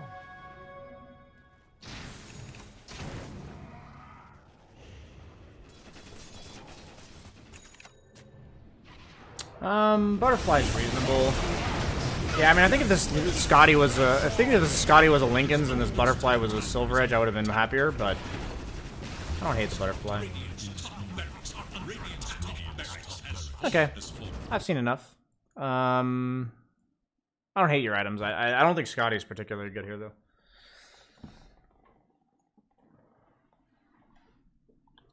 Ugh. Okay. Yeah, that's it for that replay. I definitely said enough. Nice. Your team gave you some space. You came back. Okay. Lincoln's against PA? Of course. Why does everybody think Lincoln's is bad against PA? Lincoln's is really good against PA. Have you ever played PA against a Lincoln's?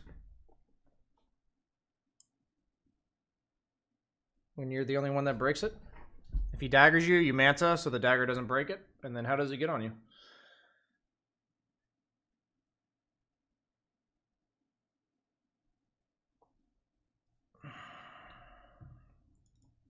How do people not see this? How do you not see this? Why every time I say Lincoln's against PA, I get flamed?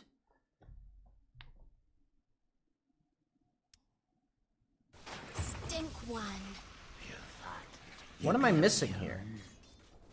For me, it's like super intuitive. PA can't jump you if you have Manta Lincolns. She literally can't jump you.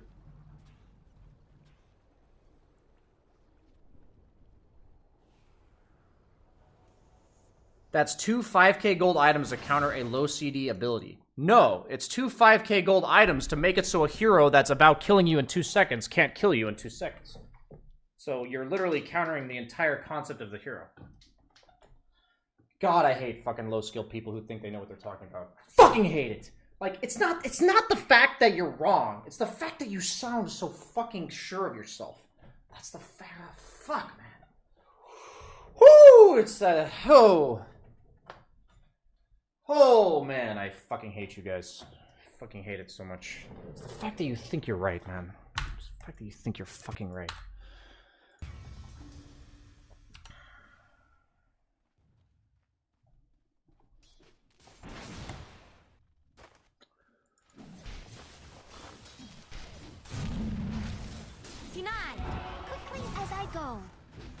The seeds of fortune. You know you got raided? Oh, my boy Monkeys Forever. Oh, these are probably just Monkeys Forever viewers. Holy fuck. That's why all my chat's being fucking backseaters.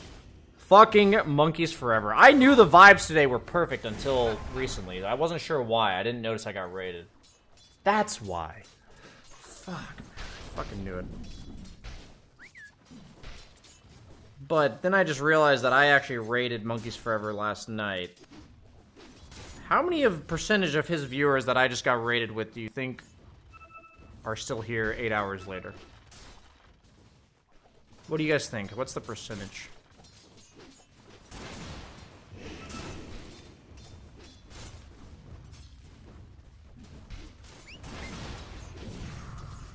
Okay. Sorry. Some of you sound like you really think you're right in the way you sound. Maybe I'm just projecting. I apologize.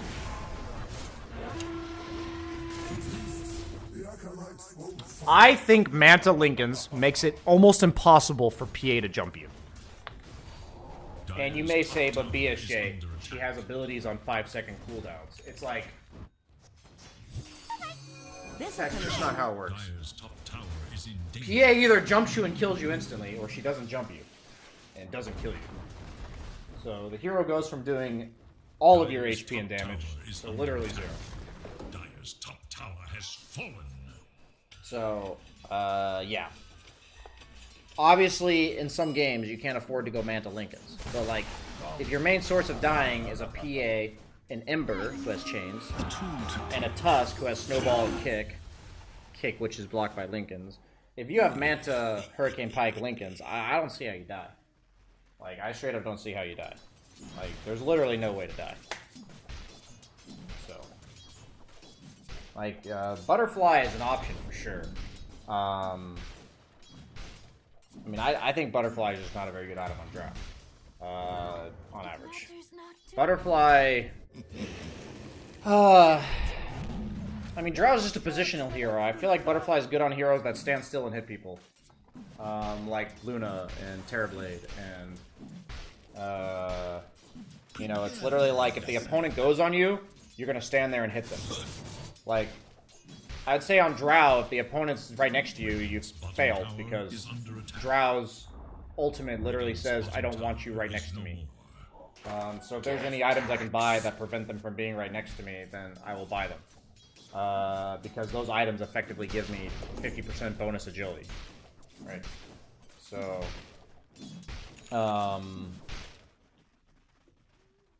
So yeah.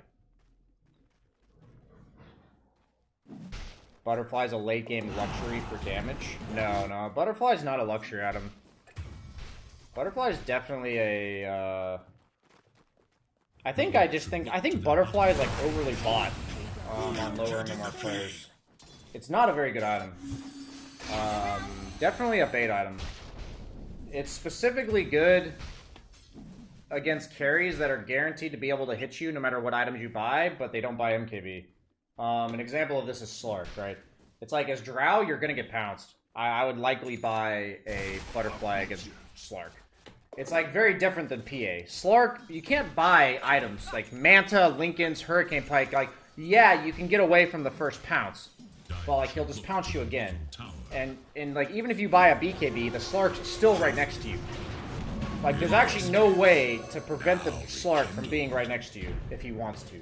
So then at that point, you actually should make it so in the duration that he's right next to you, which is limited, right? He can't just stay on top of you the entire fight. Should be minimized. Or, like, the impact of that time should be lowered. Because he's going to be on top of you no matter what you do. Just like that guy at the bar. And you just have to, like, fucking survive through it. But, like, with PA on Drow, if you buy Manta Lincolns, he's not getting on top of you. Like, that's actually, he's not gonna do it. So, like, you know, you're actually giving yourself a shit ton of agility by buying the item. And it's not like these items are bad on Drow. Like, why would you complain about having mana regen and 16 all stats on Drow?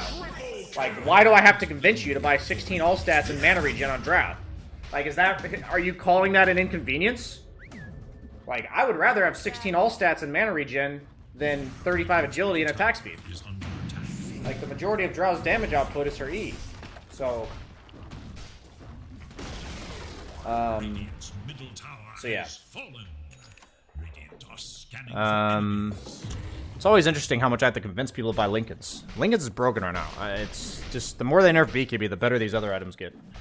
Manta Lincolns, man, it's the future. People are building it. Pure built it on SF like 3 games in a row. It's the fucking future, man. You guys are just behind the meta if you're not buying Manta Lincolns on literally every agility hero. Fucking Manta Lincolns, man. Manta Lincolns.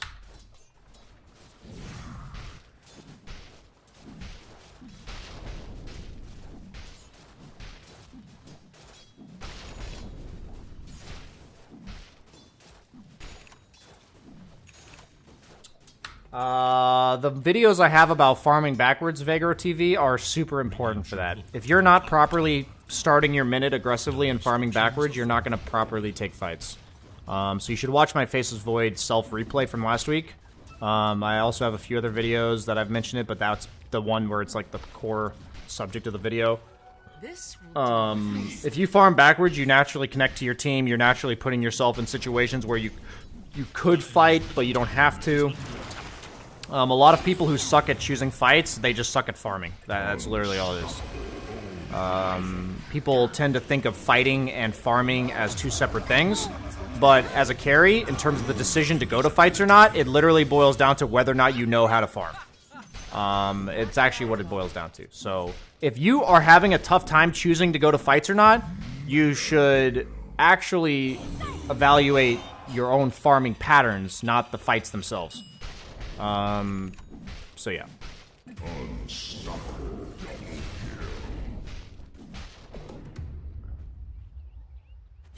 Proper farming patterns will make that decision much more straightforward, is what I'm trying to say. Dude, this game's a real 3-2-2-6-4-4 kind of game.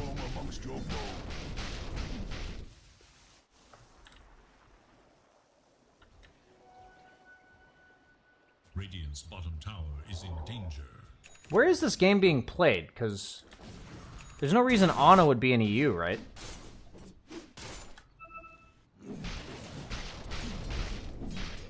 Does this mean I'm the same MMR as Ana? Cool.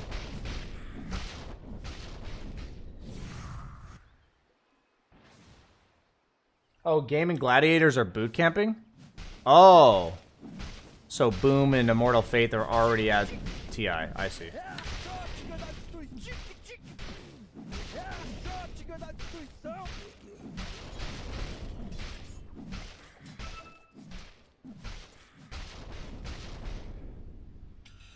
Yeah, I mean, if this is rank 180 SCA, then I'm higher MMR than him. Let's fucking go.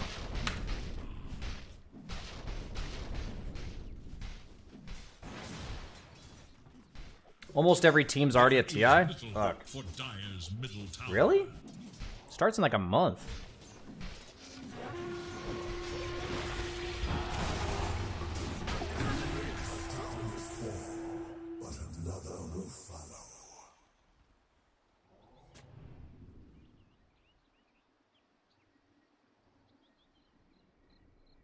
Immortal Faith. He's the coach, right? He's the coach for Gaming Gladiators? Radiant should look to their middle He's either like the coach or like the analyst or something. Dire should look to their bottom tower.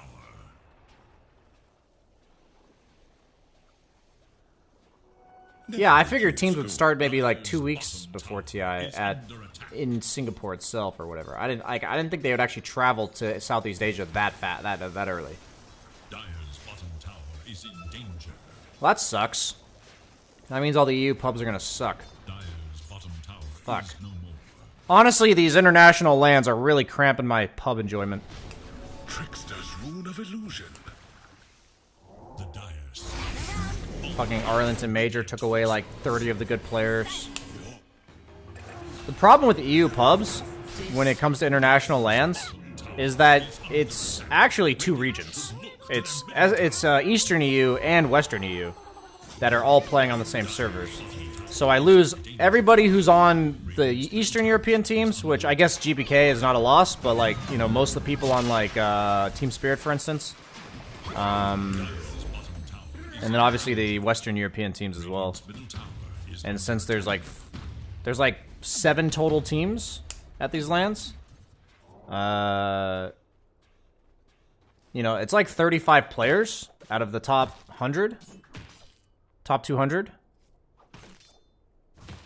It's a lot of players, actually. So a lot of players in my games. Like, the quality of games definitely dropped. That must be what it is, actually. I've said the word actually a lot. I need to stop actually saying the word actually. Fuck.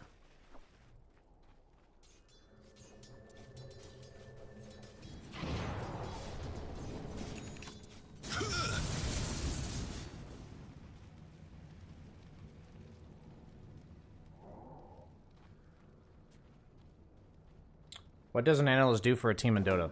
Well, actually, no, I'm kidding. Generally, they will scout enemy teams' drafts. They'll scout, like, warding patterns. At the end of the day, every team, every player has tendencies. So they'll scout that kind of stuff.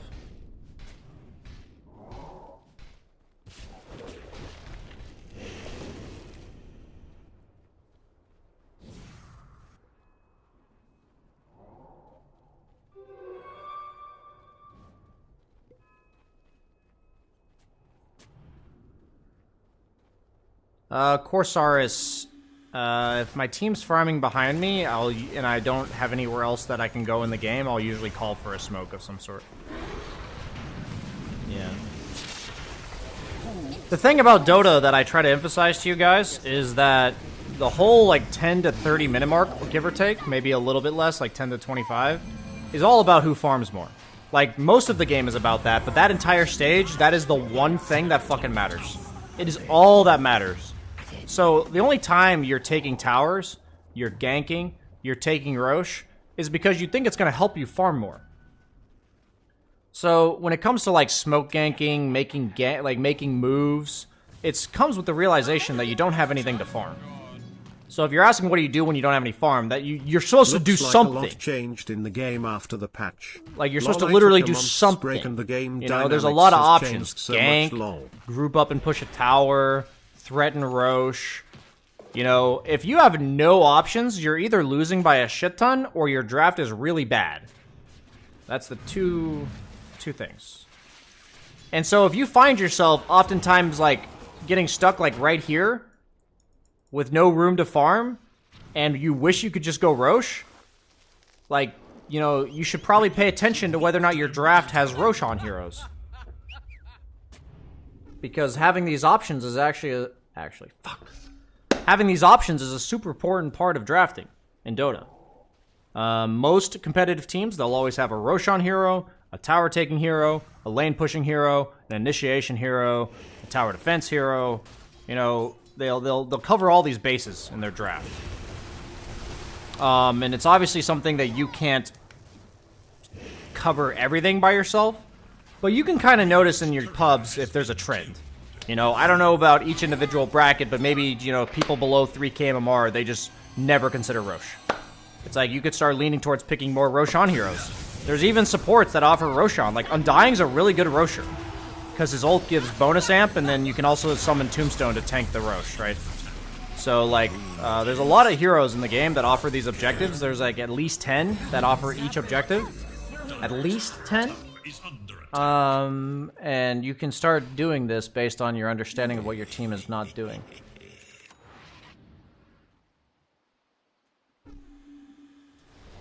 Can you explain what makes somebody good at taking Roche instead of towers? It's similar, for sure. A lot of it's just the terrain. Heroes that are positioning based are usually pretty bad at taking Roche. It's like if I'm sieging a tower and I'm sniper, I'm back here. If I'm sieging Roche, I'm literally right fucking here. So in an instance, like, Sniper's a much better tower taker than he is a Roche taker. There's heroes like Ursa that have passives that work on Roche, but they don't work on towers. There's heroes like Huskar, where they're doing Roche at 400 HP, which is fine because you're out of vision, but as on a tower, you know, you're in vision at 400 HP. So it's a lot about the Roche is positioning based. Towers is the fact that they see you when you're doing it. You know, obviously there's passives, like I said, that work on, some of them work on towers, some of them don't. Yeah, I mean, that's, yeah. Generally, heroes that can take Roche without tanking the Roche are better. You have to consider that in lanes you have built-in tanks, you have creeps that will take the tower shots for you, while in Roche you don't.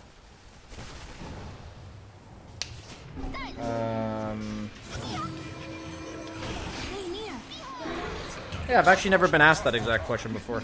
Maybe I've been asked it, but I've never answered it. It's a good question.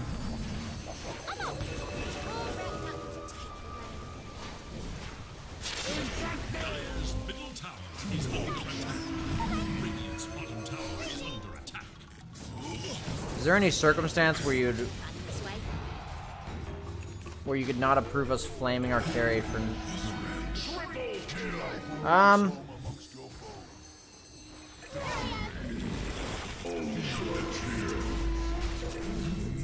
My only question for you would be, is the guy doing it because he's bad or because he's purposely ruining the game?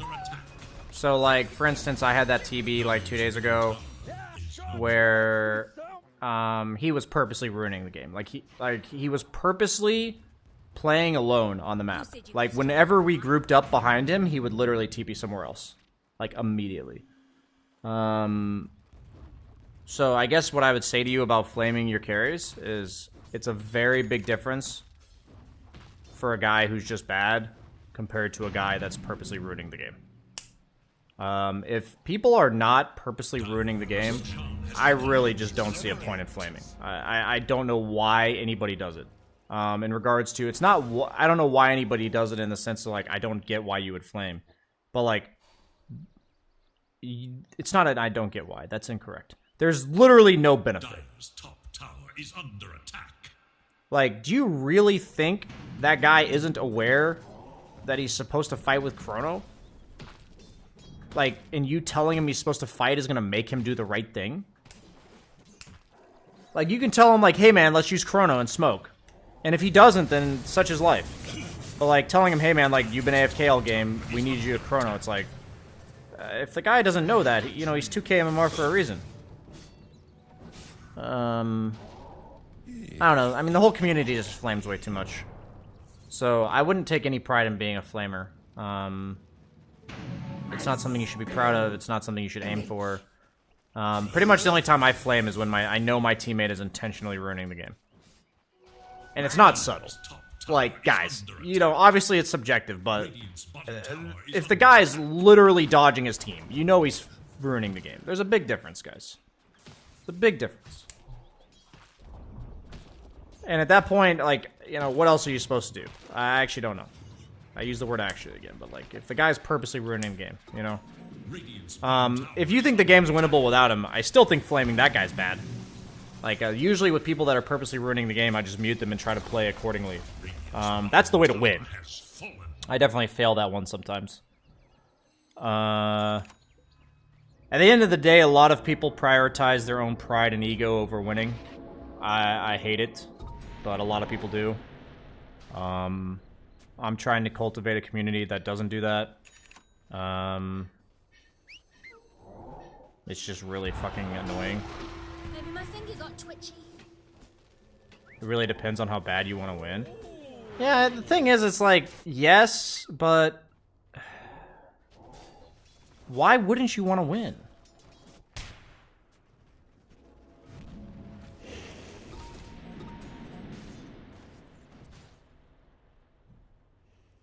Like, anything you're doing that's not about winning is just putting that above winning, which it's just detrimental to yourself.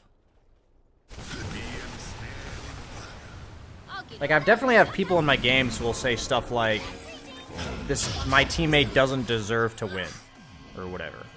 And it's like, it's honestly the dumbest mentality ever. It's literally the dumbest mentality ever.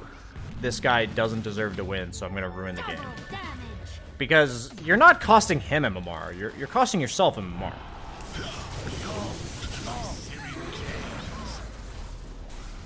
Because you have to act the way that you would want to have happen for you to win games.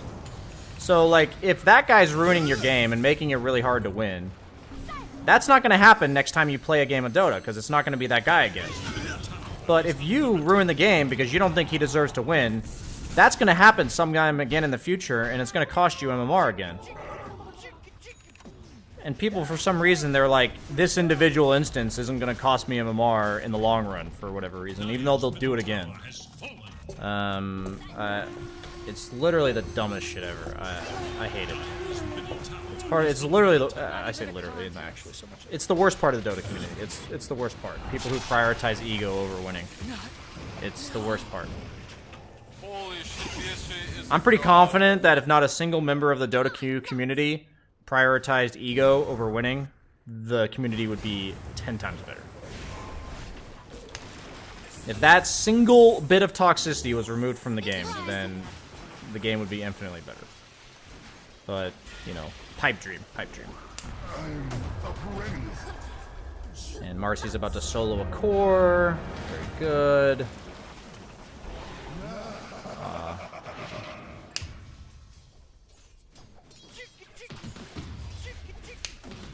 Amen97BK, thanks for the sub. And Primefire Phoenix, thanks for the 10 months.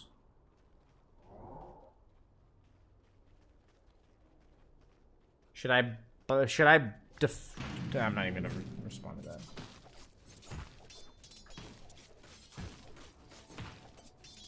Sometimes people who say that just say that and then try. It doesn't do anything to say it though.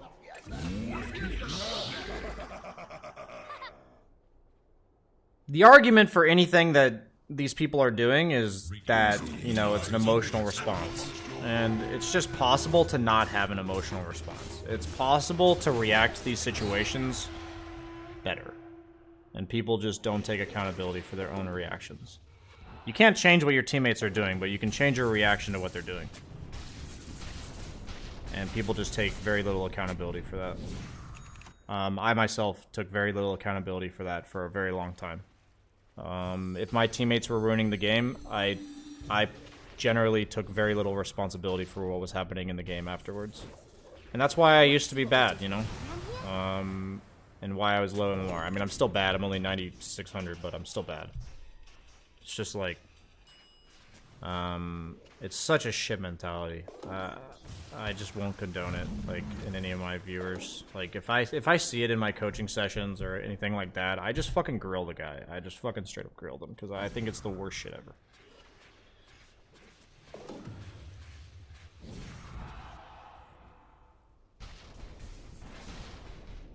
Is there any way to expedite improving at micro heroes? When you said expressly, the word would be to expedite the process. I think with micro heroes, it's just as long as you have the right hotkey setup, it just comes down to practice at that point. I think that's it. Proper hotkey setup and practice. I don't think there's a better way to do it.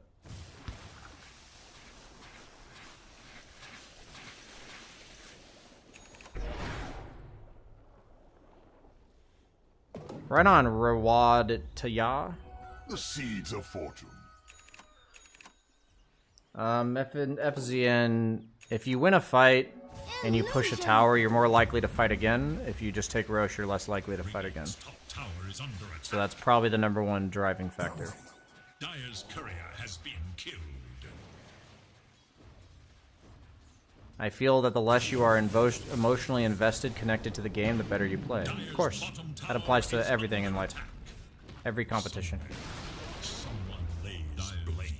Emotions are not good for winning games of any kind. Dire's bottom tower is under attack. Bonded, you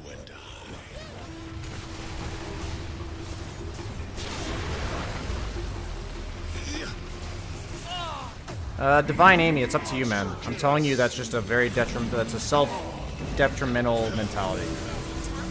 And I'm telling you that if you want to be the best version of yourself, you should prioritize that. But if you're like complacent with whatever MMR you are and whatever you've achieved in your life, that's fine too. You know, it's okay to be complacent sometimes. I mean, I personally hate being complacent. I think it's like, you know, I've talked about this before. I'd rather be dead than complacent, like literally. But for some, it's just how it is.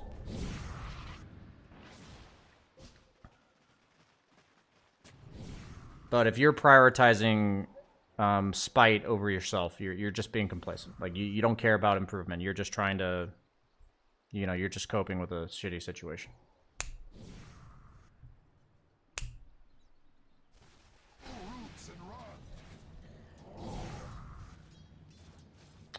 Would you explain why Sniper is good against Puck?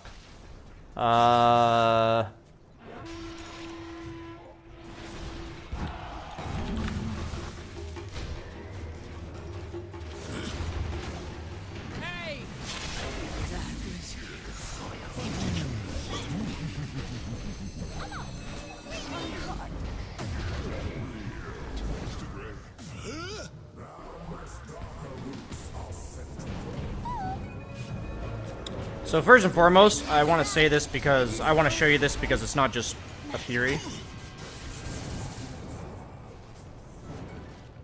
This is the matchup page for Puck.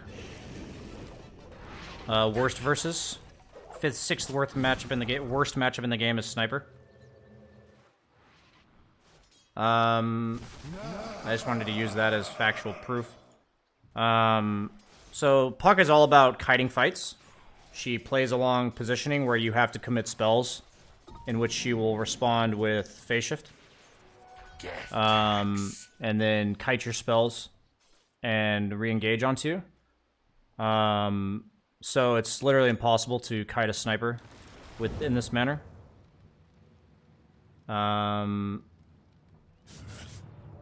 So what happens in fights as Puck is you're trying to kite the opponent around your phase shift cooldown. But every single second that you're not in phase shift, the Sniper's just peeping you. And And a lot of people also think that when you catch Sniper, you've won, but it's not good enough to just catch the Sniper. You actually have to threaten him. So if Sniper's allowed to just stand his ground and hit you, he will usually win. So Puck coils you, and then you're forced to stand still, but she doesn't really do anything to stop you from just hitting. So Puck is generally good against heroes that you coil them, and their damage output goes from whatever it is to 0. Sniper's damage output doesn't really change when he gets coiled. He's just going to hit you anyway. It has to be like somebody else on Puck's team to kill the Sniper, which of course will happen sometimes. There's going to be somebody else that follows up the Puck and kills you. But that's like what matchups in Dota are all about. Is this hero does not actually stop this hero from doing its job in the game. Right? So sure, Puck Coil could be a nuisance to Sniper. Puck Coil is a nuisance to like every hero in the game. But it alone does not stop you from doing your job, so it makes Puck bad against Sniper.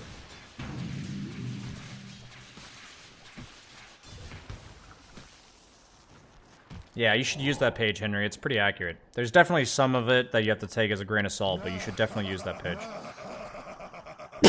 It's very accurate. Like, some of it you have to adjust to the fact that, like, yeah, low MMR players are just bad, so this matchup is skewed a bit, but most of the matchups make sense. Yeah, the lane is very hard as well, for sure. Sniper is also very good against Puck in lane.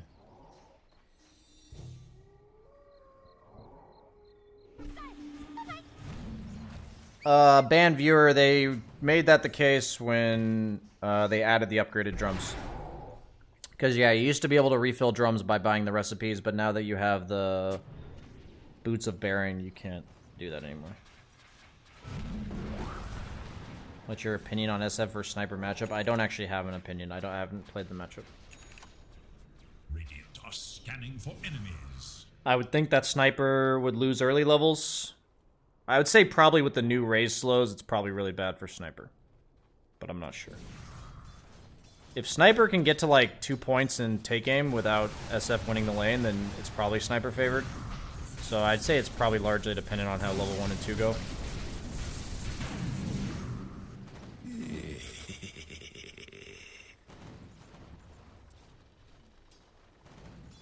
How do I recognize good deathball lineups?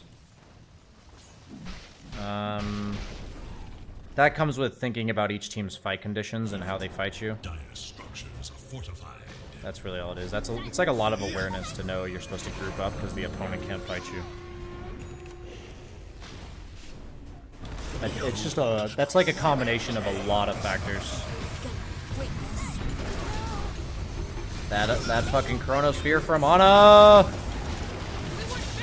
On the Undying that already tombstoned Poggies.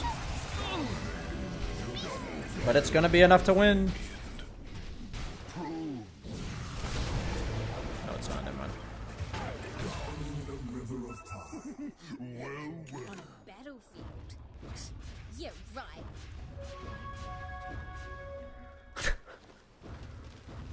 That Chronosphere. Sedge. Dire's top tower is moving.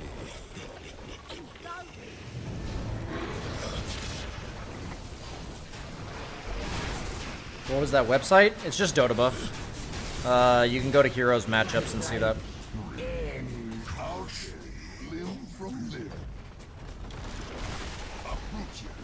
Dire's top barracks has fallen. Marcy threw Furion out of the Chrono? I don't even think Furion's the hero you want, right? Because he had Aegis. You wanted, I would say, Legion and Hoodwink in the Chrono. I believe. I mean, ideally you'd want Puck, but that's tough. So I'd say realistically you get the Legion and or Hoodwink. I'm not opposed to taking the occasional bounty. I can't believe they left the Sprout talent in the game. The Sprout talent's not nearly as broken anymore now that they have the shard removed. I think it's fine. It's countered by Quelling Blade, so it's fine. It used to be that you needed Quelling Blade and Phase Boots, which is like fucking bullshit. Your place is here. But yeah, the Sprout talent's really not that broken anymore now that they removed the old shard.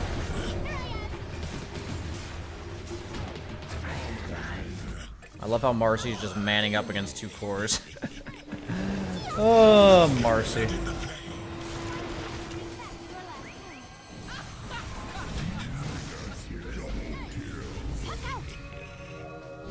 It is funny that Ember just died to that shit, even though he's a BKB. Wow!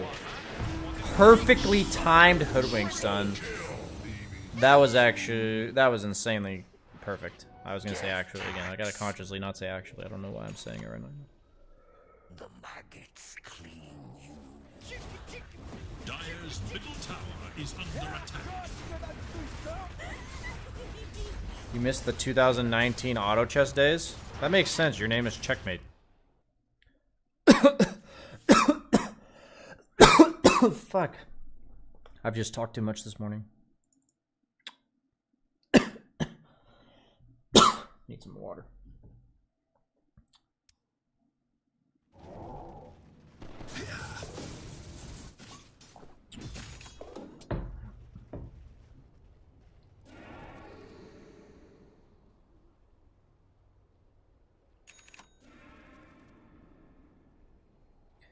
You started playing Dota because of auto chess. Oh, cool. I didn't actually... Fuck. I didn't know there were people that did that.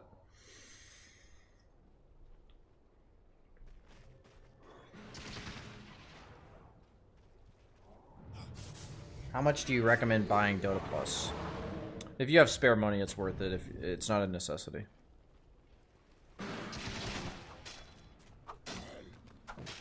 It's just a quality of life thing, you know. You get little things in the game.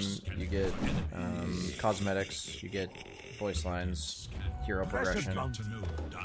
But I mean, if you don't have spare cash, like I wouldn't recommend it. It's definitely not necessary.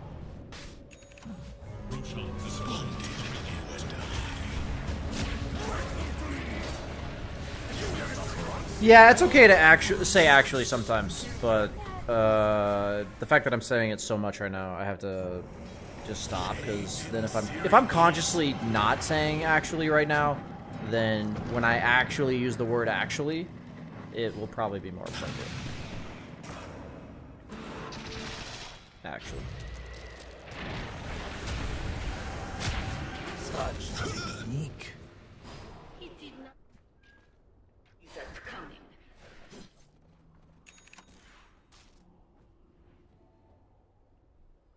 What do you think about other guys who analyze replays like Speed Dota and such? I think I'm way better at it than they are. The stalwart will hold, the weak will falter. Oh yeah, the avoid list, yeah. Happy birthday to you. Happy birthday to you. Happy birthday, SJabba TV. Happy birthday to you. Is it only because they mentioned speed? I think I'm the best in the community about what I do for replays and coaching. Radiant shall look to their bottom tower.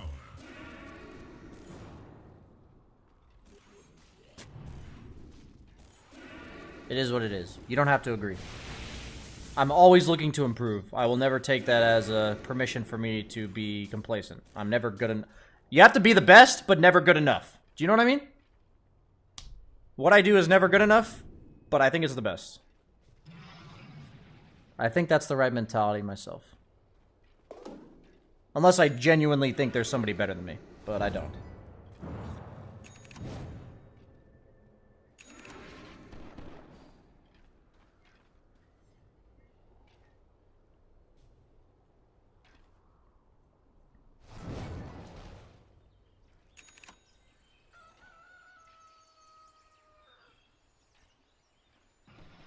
But I think the only way for me to remain the best is to keep improving, so.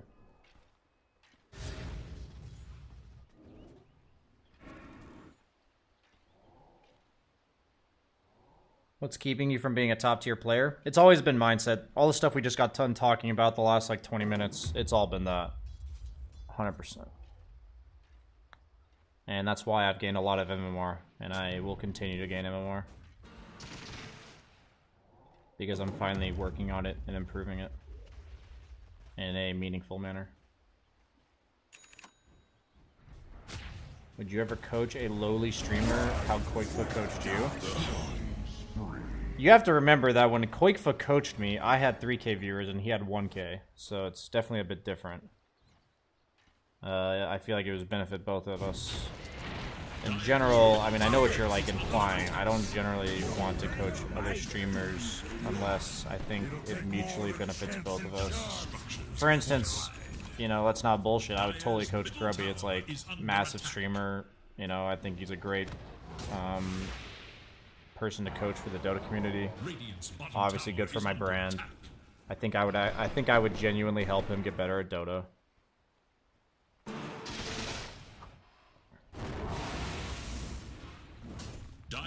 Middle tower is At the end of the day, whatever partnership there is, there has to be some benefit to it for both people.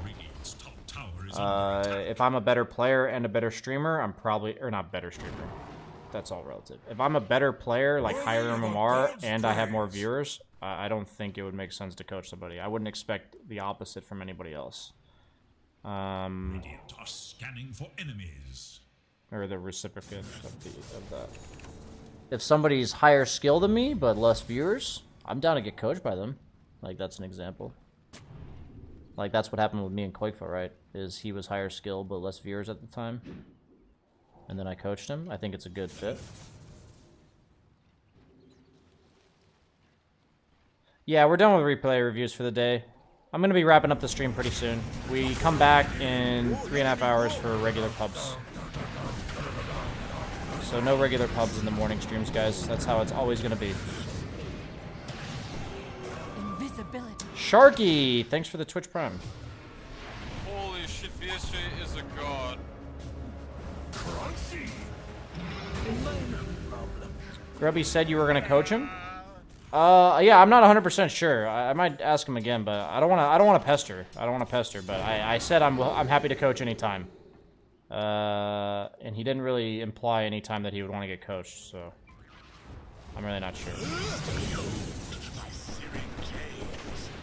I offered it.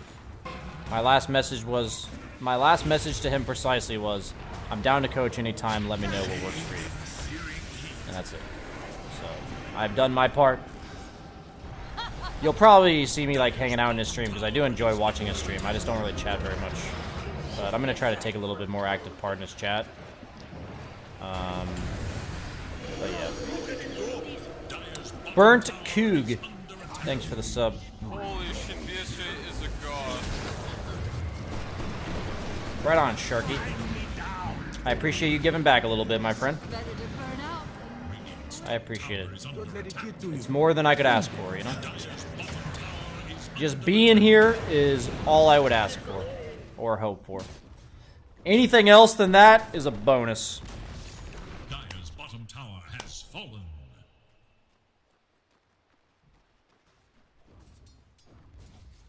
So if you guys are one of those people who, you know, absorb all the content and don't do anything other than just watch, just know I'm grateful for you. But if you step out of line, I'll fucking ban your ass. Amazing what you found lying around. Have you done any replays of 7 to 8k MMR players recently? I did a 7k MMR support. It's a guy from NA.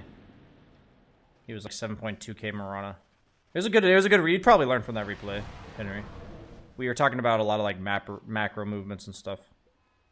Even though you're a core player. Because a lot of 7AK players, they just lack overall vision of the game.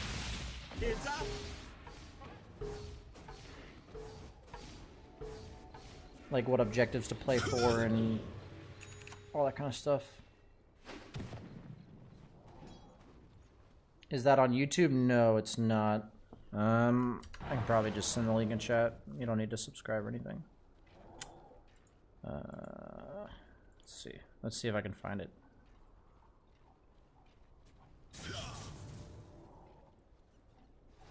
Radiant are scanning for enemies. Maybe it's not up yet? Should be.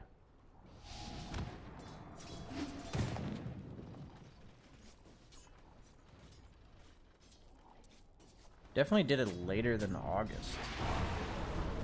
Are all of my videos getting uploaded? I mean, it's hard for me to keep track of this shit. This outrage will... Heads up!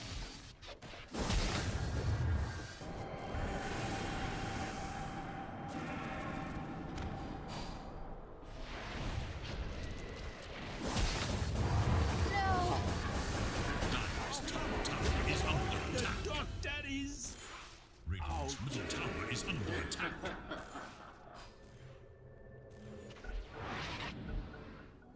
Don't mind if I do. Okay. So it looks like... When did I do it? Here, I'm gonna figure this out. You guys are helping me do my homework right now. I mean, this isn't homework. This is like monitoring your own shit. Because the stuff that, like, when I do the recording, but then I have somebody else edit it and upload it. So it's, you know, I just need to pay attention to this. So I did this replay analysis sometime in the last 2 weeks. And it looks like he hasn't done those yet, which is annoying. Not flaming the guy. I mean, I actually have to message him right now.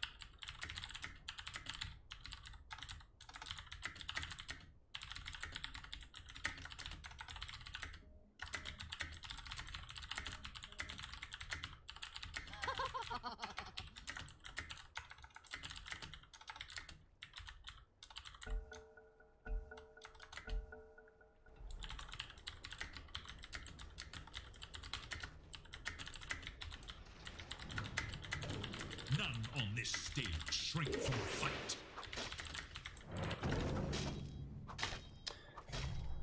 Yeah, I mean, so I definitely know, I mean, it's an interesting part of what I'm doing right now. I'm kind of like open to talking about it. You know, this might be one of those like who asked situations, but I know for a fact in the past it's like pretty hard to edit my videos because I wasn't very organized about like when I did them. Like I would randomly do, you know, I'd randomly like not do replays for like 2 weeks and then I would randomly do like 10 at a time. But the last 2 or so weeks I've mentioned to everybody involved, like my YouTube editor and my Patreon editor, 2 different people, that I'm just gonna do everything at the same time. Meaning like, you know, for instance, right now, all replay analysis is Monday and Wednesday mornings. It's the same every single week. So, in that case, I want my replays to be out to the people who paid for them within like a few days. So then it comes down to whether or not they haven't adjusted. But what's happening is I've done that for 2 weeks now, and my last 2 weeks of replays have not been updated. So that's obviously just frustrating. I just have to ask him what's going on. Because I think if I'm always doing them Mondays and Wednesday mornings, it's very reasonable to ask for like max 5-day turnaround. Like max. Ideally less, but...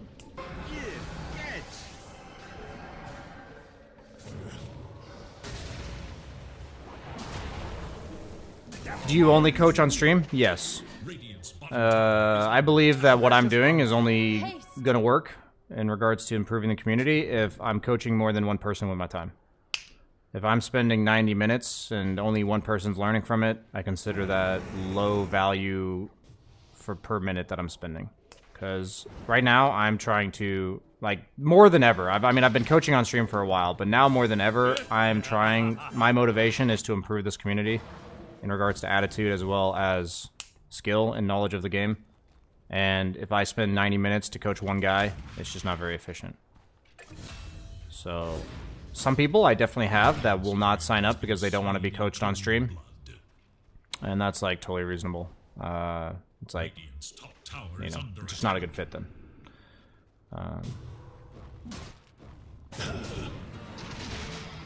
First time to the stream, YouTube viewer. Respect to the replay submitters for being willing to get taken apart for the rest of us to learn. Yeah, sometimes I go a little too ham. Today I went pretty fucking ham. But to be fair, that 5k support Warlock was the worst laning performance I have seen from a 5k player in a long time. That actually pissed me off. I was projecting for sure, though, because, you know, I have these supports that are AK MMR, that are core players, and they play the lane like that, and it just blows my mind. But I was projecting, for sure. Dude, if this Witch Doctor's value in life was measured in TPs, he would be a fucking billionaire. Dire structures are fortified. Top tower is under attack.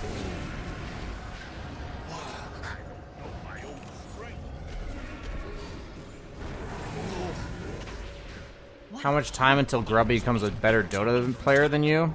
It'd take minimum 2 to 3 years. I personally don't think ever, but that's partially because I think he would have to play 40, 50 hours a week for 2 to 3 years. And I'm skeptical, like, to even have a chance, and I'd be skeptical if he were to do that. The thing about Grubby is he's a very smart guy, and he's very skilled mechanically. He just doesn't have a lot of Dota experience, and the amount of Dota experience I have is pretty irreplaceable. You have to get, like, at least 3 to 4 years to even have a chance. Like, there's definitely players who've played Dota for less time than me and are better than me. But, it's not like any of them have played for, like, a year. Triple kill.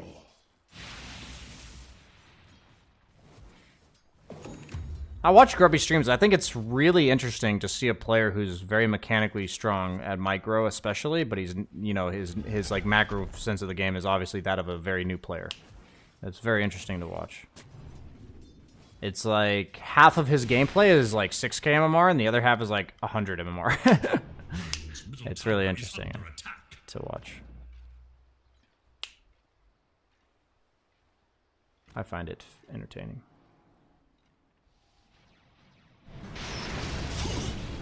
So you agree there's no such thing as a Dota prodigy? Yeah, there's no such thing as a Dota prodigy. The closest to a Dota prodigy is Ana.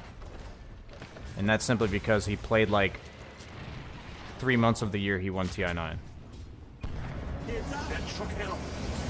But the guy played like a bajillion games of Dota, so...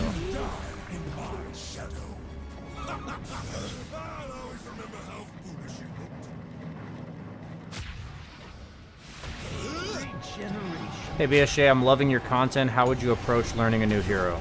I would watch one replay of a very good player on that hero. Just get a general idea of how they play the lane, like what they use their skills to do. Copy paste an item build. Spam that item build for about 5 or 10 games without any thought. Like I'm not considering what items I'm going to buy. I'm just going to buy the exact same items for 5 to 10 games. And then after that, you know, you can start adjusting slowly but surely from game to game. But that's my approach. I think you learn a lot on almost every hero in Dota by playing it 10 times. The only exceptions for that is heroes that are mechanically incredibly unique. Just like the Invokers and the Meepos and shit, you know?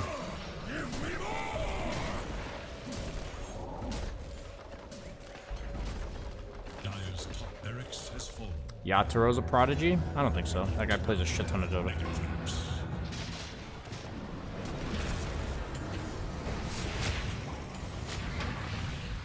I mean, there's going to be people that have talent, for sure. There's such thing as talent, and it makes it so you don't have to play as much Dota to become as good. Like, Yataro's definitely a talented individual. I wouldn't consider him a prodigy,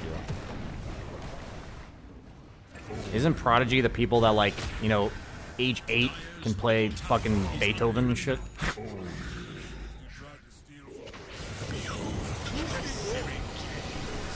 Have you ever been to Chicago? I have not. I have not been to Chicago. Your bones will make a fine powder. Ari hit 11K in 2 years? Yeah, Ari's a smart kid. Has he only played Dota for 2 years? That's pretty impressive. I thought he had played for like 3 or 4.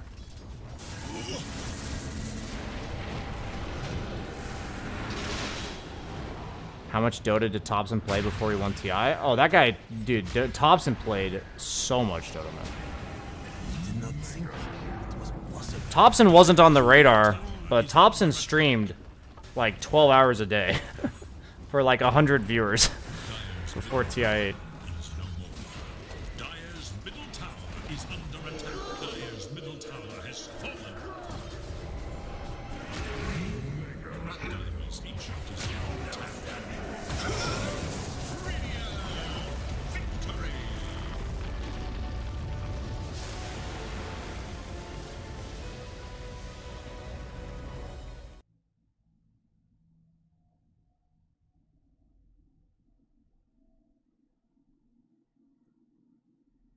I definitely think that the earlier you start something in life, the faster you'll learn it. On average, like if it's your first time doing it, you'll learn it faster at a younger age. I think that's just natural, right? Isn't that like scientifically proven? You know, I can't speak with complete confidence there, but you know, it's hard to teach an old dog new tricks. It's just like you'll take longer to learn something if you started at an older age. So yeah, if there's somebody starts playing Dota at like 8, I wish I started playing Dota at 8. Fuck. You know, in terms of hindsight 2020, I wish I played Dota at age 8. I think I would have been pretty fucking good right now. But sadly, I started playing Dota. I mean, my first MOBA I played when I was 20, so kind of sucks. But hey, I'm here now. I'm not complete dog shit.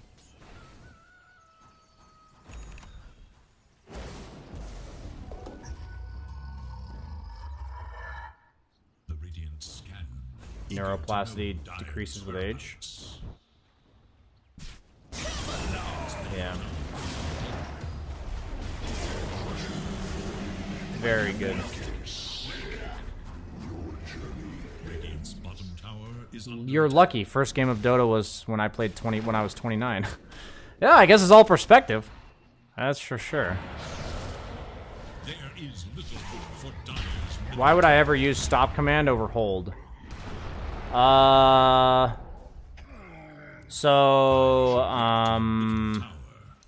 mean, we can just read the description, right?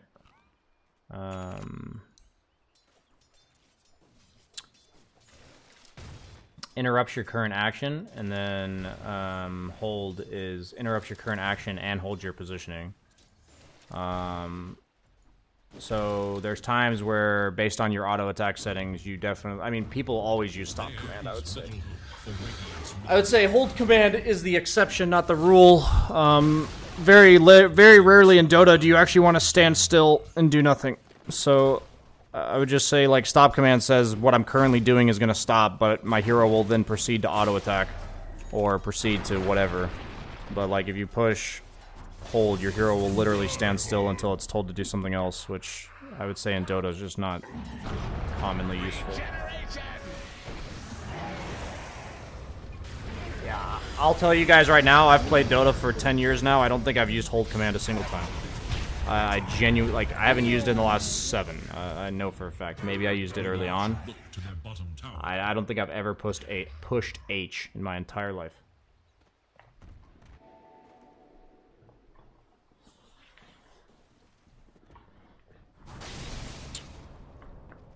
I have auto attack toggle. So I would say the difference between stop and hold is non-existent if your auto attack is not on. Now that I think about it, it's probably different, right? So in the middle of the game, you can change your auto attack settings by having this setting on.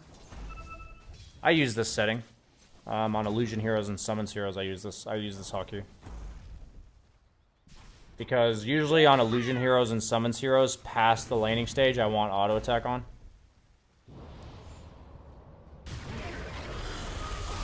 But during the laning phase, I don't want it on.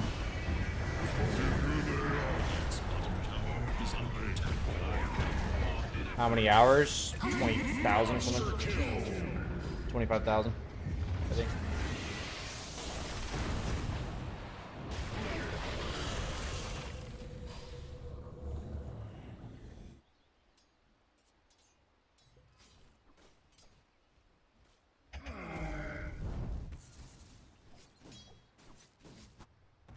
Radiant's courier has been killed.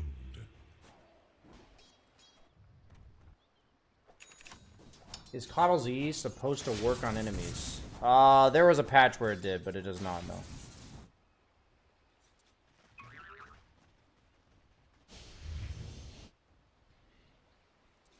Which setting do you use between right-click deny and right-click? Okay. I actually want to make a Reddit post. I want to do that right now. I'm going to take time to do it right now. I'm going to record this.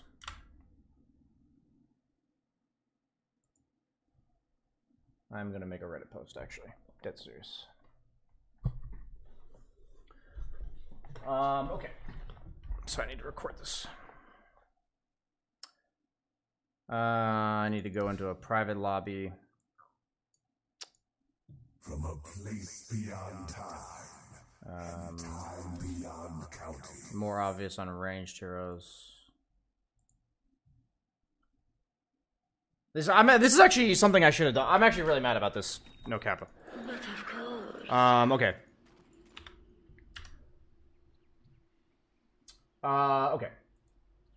Hey, so I want to report this bug or change in settings for auto attacks. Right clicks on denies. So in the past, you could choose whether or not to do force attack on allies. That was the setting. The setting was I can either use right click to attack my allies or not. And what this did was when you were right clicked on heroes in the past, you would still follow them, like as if you were move command following them. But now, and with creeps, it was the same thing, where you would only try to deny them if they were at half. So the issue with the new setting is that if you read them, if you right-click to follow, that means you can't use right-click to deny ally creeps, which I think is bad. I think it's good in general to be able to use right-click to deny creeps. So I already wouldn't use this setting anyways. That was basically the old setting turned off. But now, when you do right-click to attack, your hero won't move if the creep is not deniable, right? So if we see this right here, your hero literally will walk up to it in range and keep trying to attack it, right? So that's fantastic. This is actually the best setting. This is exactly what we want, is right-clicking creeps, where our hero will walk exactly into range of that creep, but it won't kill it, or it won't attack it because it can't. So, like, this is going to keep Death Prophet at max range, and then she can deny this creep, right? And she's going to wait for it. And that's the perfect setting. That is exactly what you want, because it's really important, especially when the enemy has, like, a range creep underneath their tower, and you want to deny it the second that it goes into range, but it's not low enough.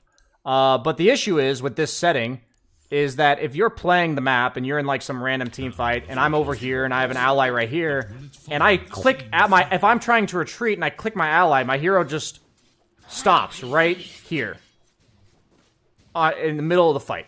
And this is not what I want. Like, if I'm a ranged hero, I don't want to accidentally click my ally and do this. So what happens is, I've actually died because of situations like this, where my hero will stop moving. Like, I'll right-click here and just stop moving. And that's really annoying. I want to be able to turn this setting on and accidentally right-click an ally and still walk backwards. But the problem is, if I try to now right-click a creep that's deniable, or not deniable, I will walk up to it as a ranged hero. So the issue is, this setting is purely better to have right-click to attack on creeps, but right-click to deny on heroes. Because there's no point in the game where I would ever want to be hovering in deny range of a hero. Like, that makes no sense. Like, I never want this interaction to occur, where I right-click a hero and I'm standing in attack range of them. This makes no sense that this interaction exists in the game. Like, please name one example where this would be useful. So I am begging the hotkey settings to make it so that this is divided into two settings, one for creeps and 1 for heroes. I really think that 1 is strictly better for lane, and 1 is strictly better for the game, and having one or the other makes you compromise on which one is better. So I do appreciate that this setting was made more specific, but it actually ruined this interaction in the middle of the game. So I think it can be purely optimized, and hopefully this Reddit post makes that happen.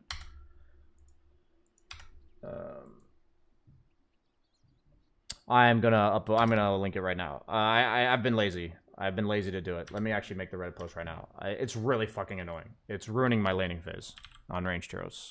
Let me make a Reddit post, and I'll link it to you guys to upload it.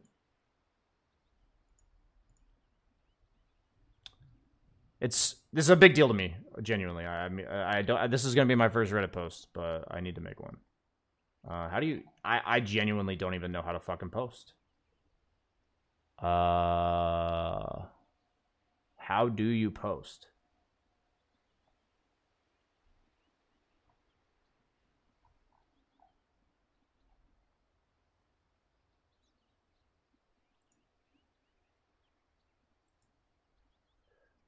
Here, I'm gonna show you guys my screen. I don't know how do you post? I'm on r/Dota2. I want to post something.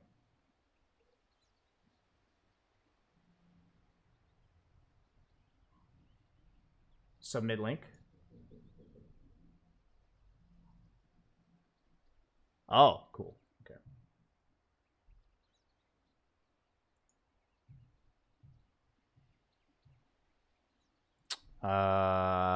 Okay, so did anybody clip that? I mean, I recorded it myself.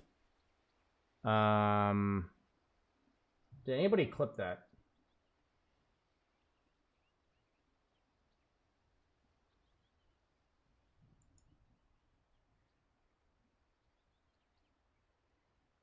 Too long to fit in a clip? Fuck.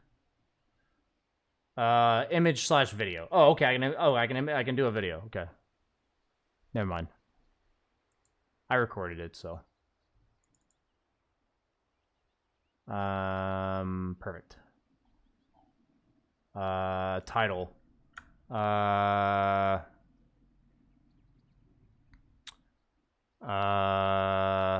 Optimizing.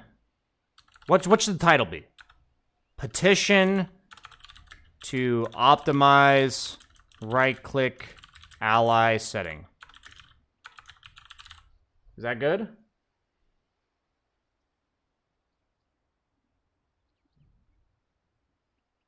Petition to optimize right-click setting? Or should I do suggestion? Which one do you guys think will be...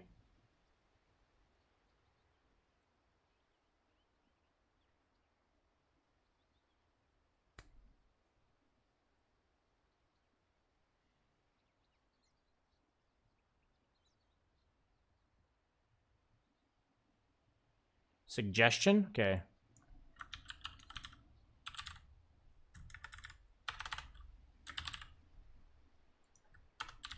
Suggestion for optimizing right-click ally setting. Subreddit flare. I'm gonna say fucking bug complaint. Should it be a complaint? Should it be a bug? What should it be? Suggestion?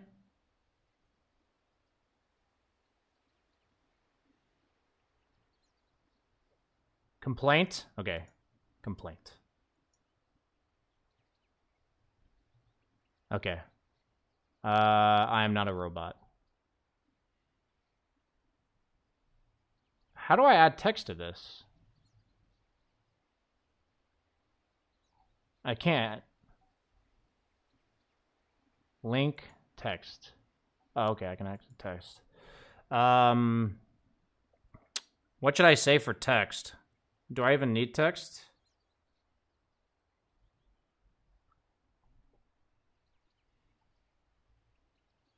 It's so... Oh, wait, I can't do that. BSJ, you can hold Shift or Control and click more than one of those right-click ally settings.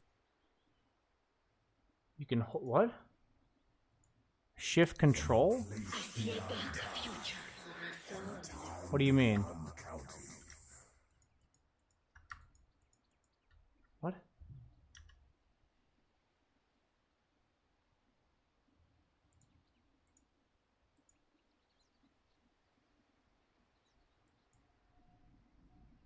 Yeah, fuck you.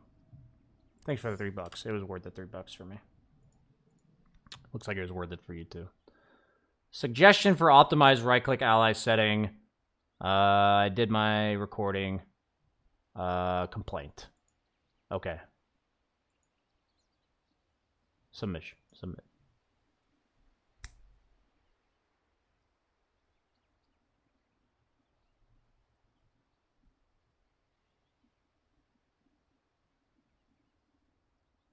Okay. I am going to put it here in chat. Please, guys, help me get it to the front page. Please.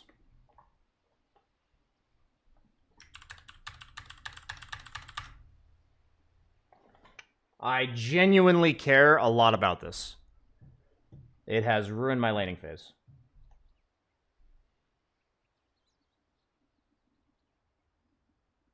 Brigading is illegal? I'm not allowed to ask you guys to upvote? Am I really going to get in trouble for getting you guys to upvote something about a setting?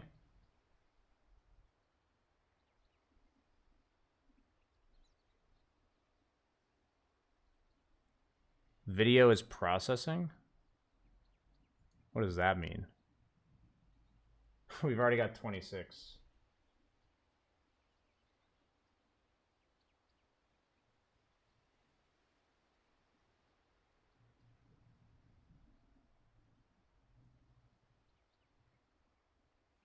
Okay, guys, don't upvote or do if you feel like it. Yeah, if you guys feel like upvoting, please do.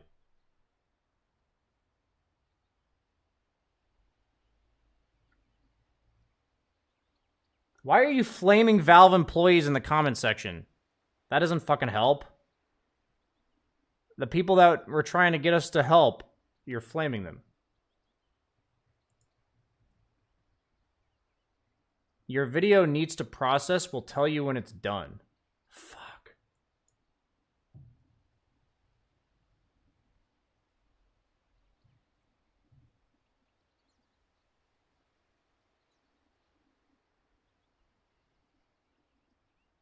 Of course, yeah. I'm not asking you guys to upvote it. I'm just showing you my post, and if you got, feel free to upvote it, guys. I move freely amongst those shackled by fate.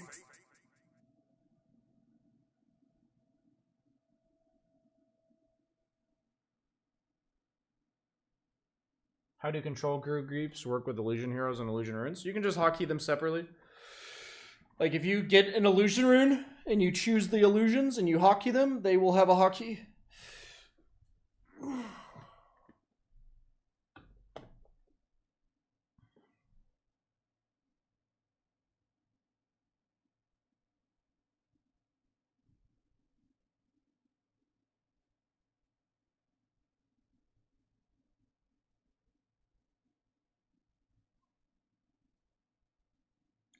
You should offer a solution. What do you mean? I said there should be 2 separate settings. Are you actually watching the stream, or did you just tune in and you think you're hot shit? I'm confused.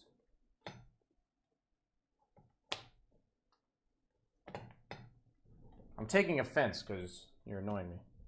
Because I literally did that. Do you use smart attack? Yes, I do.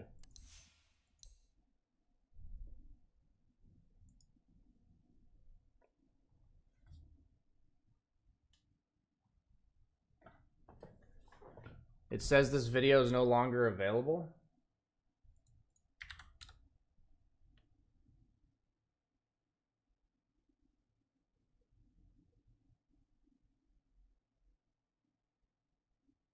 It looks like it's loading it.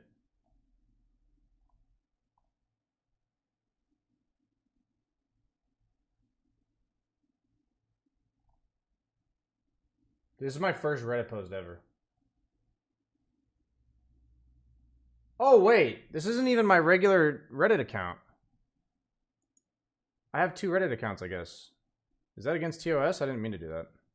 I mean, I've never posted on either of them, so whatever.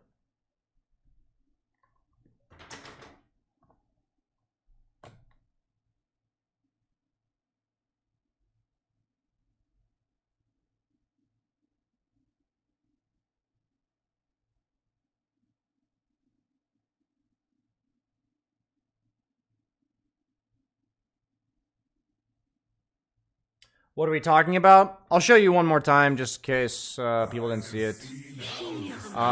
So what happens is in lane, we're talking about the right-click deny setting. If you have right-click to deny on, I want to use right-click to deny my creeps. But if I have right-click to deny on and I want to deny this creep but it's not deniable yet, my hero's going to walk up to it until it is. Which doesn't really make sense. Like, to me, it would make sense that if I want this creep to be denied, that I can right-click it, and my hero will just be ready to deny it. Like, it'll be sitting in the range, like right here, until it goes to half. Like, why would my hero actually walk up to the creep? That doesn't make any sense. I don't want that to happen. But then at the same time, so we can prevent that by having the right-click to attack on, right? Where if you do that, your hero does that exact behavior. Like, this is exactly what I would want my hero to do. Walk up in range of deny, and then the second the creep is deniable, I will deny it. Like, this makes perfect sense to me, right? So then, the problem is that, so the right-click to deny setting is great, right? Or the right-click to attack setting works perfectly fine. So then if we turn right-click to deny setting on with an ally hero, and, like, what I will do is if I'm in a fight and I right-click back here, I want to retreat. I don't want to right-click my hero, right? So, like, I'll walk back towards my hero like it's following it. And if I'm in a fight, and I have the right-click to attack setting on, like in the later games of the stages, and I'm trying to run away, and this hero's just right here, and I accidentally clicked him, my hero's gonna do this. And I see literally no point in doing this. So, on right-click to attack setting, there's an interaction that I see no point in happening. Like, there's no situation where that's good. And then when it's right-click to deny, I see no reason why I would want my hero to walk up to this creep. I don't know why I would ever want to do that. So it's a separate setting that they added like 2 months ago. Each one is case by case, has a situation where it's bad. So it just makes no sense. That's a lot of work. Is it? Right-click on creeps, right-click on heroes? Is that really that big of a difference? The thing is, you may say it's a lot of work, but their old setting worked exactly like that. They could actually just revert the setting, and it would be what it used to be. The old setting used to work like that.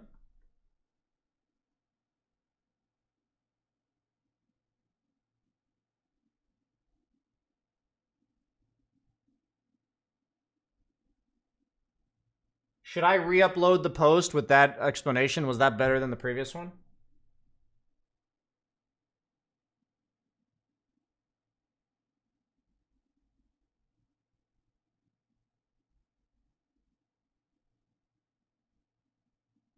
That was better?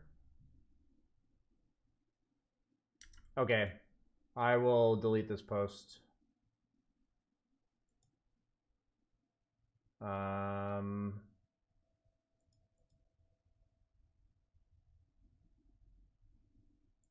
I'll delete the post, and we'll try again.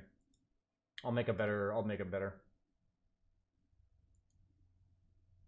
I didn't record just now, so I'll record again and make a new one. So this is a petition to fix or optimize the right-click ally settings. The old setting was different than this one, and I want to talk about exactly what's wrong with this setting.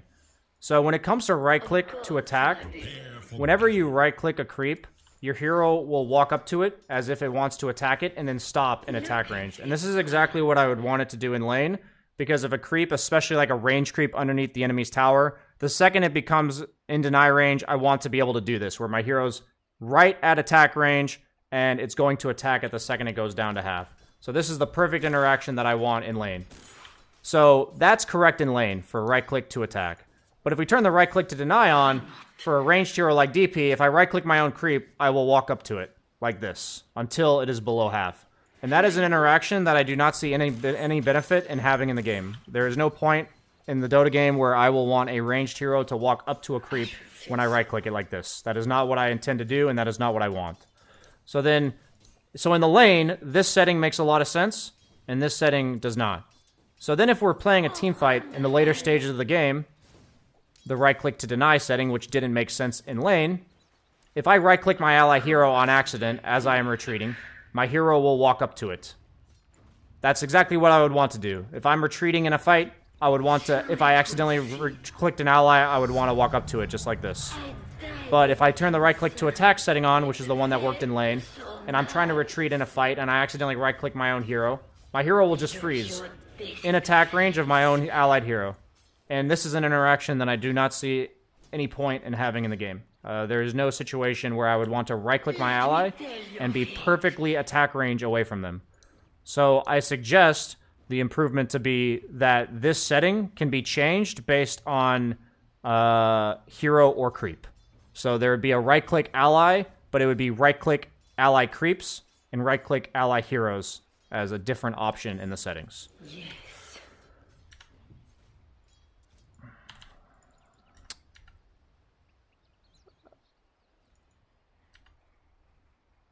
How is that?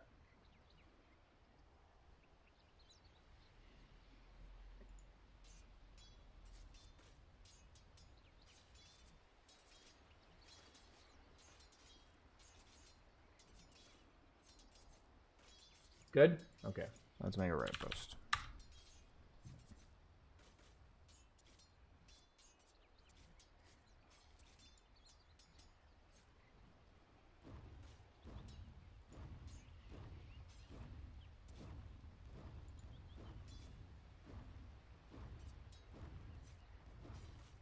It's a pretty long clip, though. Wait, the other one was 3.5? Wow, that one was a minute shorter. It felt pretty long still. Title. Suggestion to improve. The way you just described how the solution would look is what I meant. Perfect. Sorry. Suggestion to improve right-click ally post. Glad to hear we're on the same page. I did a better job that time, it sounds like. Thank you, guys. Thank you for the money. I like money. Okay.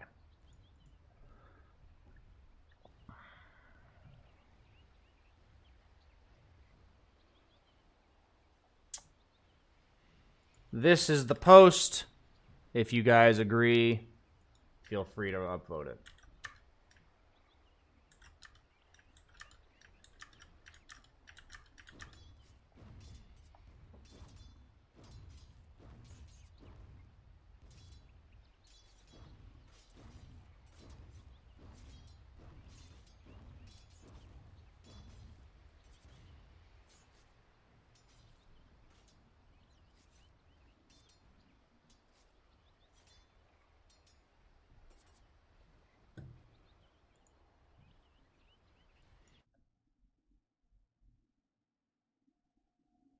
Who dares recall me from the grave? I just realized I told Blitz I'd go to the gym. Oh, he said go without me, I'm dead. Oh, okay.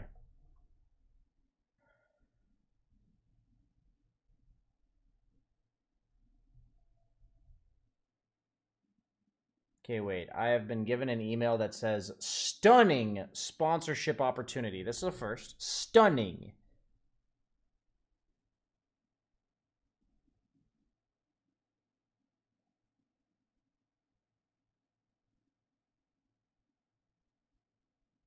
Okay, guys, hear this out. So most of my emails that I get that are like sponsorship opportunities are like, you know, hey, sponsorship opportunity, collaboration opportunity, you know? I get a decent amount of them. Most streamers do. So this one says stunning sponsorship opportunity. And I kid you not, it's for Raid Shadow Legends.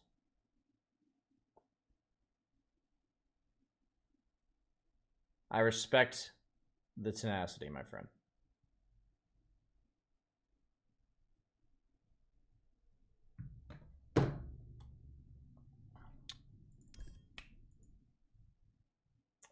No, the thing is, I've been given it. I've probably had at least 20 emails only from Raid Shadow Legends. But this is the first one where it's the title of the email is stunning sponsorship opportunity.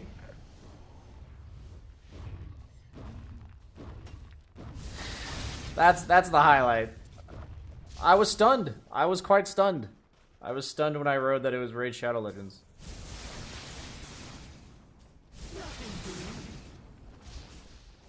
Video not available? Yeah, it should take an hour or two, or a minute or two is what people said. Dire are scanning for enemies. Double damage.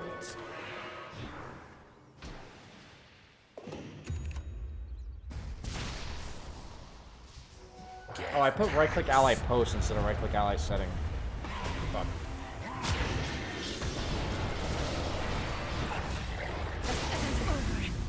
Oh, well.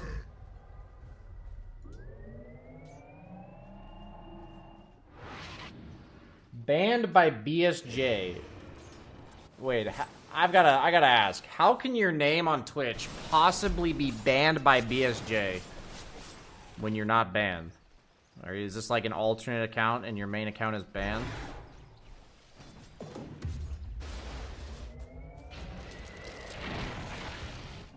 I'm not sure, Dota Hero. I actually don't know.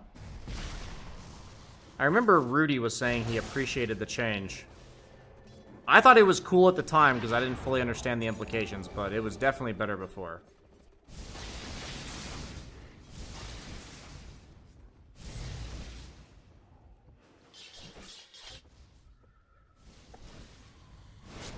Bounty.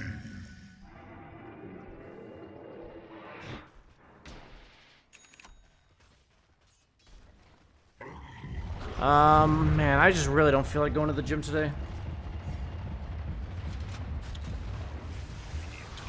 I went pretty hard the last 2 days. Fight bad.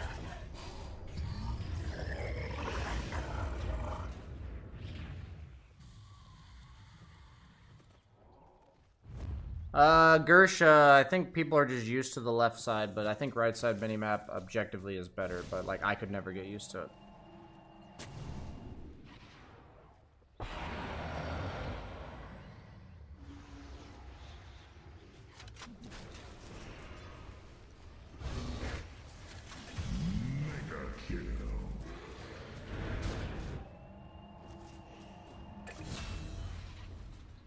Radiant's top tower is under attack.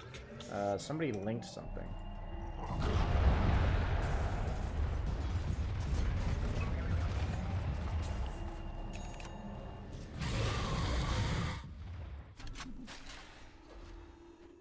Radiant's bottom tower is under attack. This is...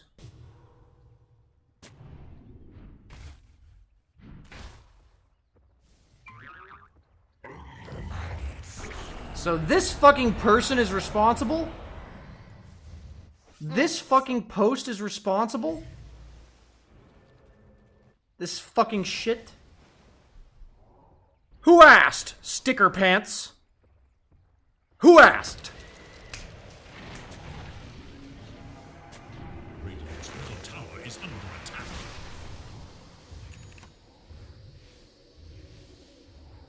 Fucking sticker pants.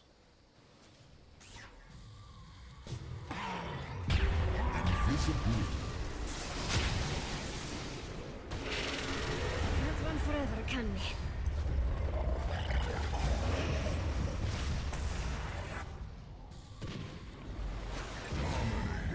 Already posted? No, that's not already posted. That guy's the guy making the complaint that then turned the setting into what it is now.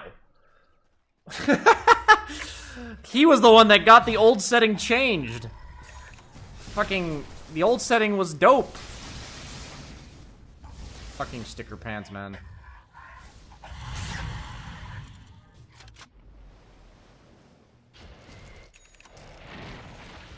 Sticker pants didn't know the power that he had. Radiant's bottom tower is under attack. You know what I find? Oh, somebody sent in last message.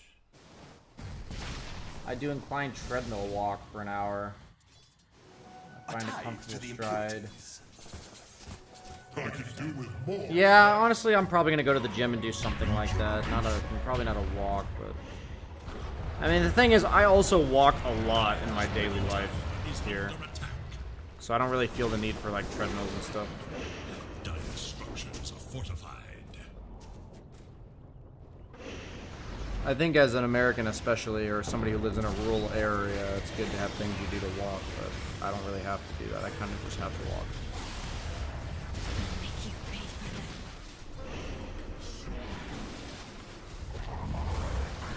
Dude, Koitfa, what's up, man? You gonna start the stream soon? I'll raid you. I'm gonna get off soon.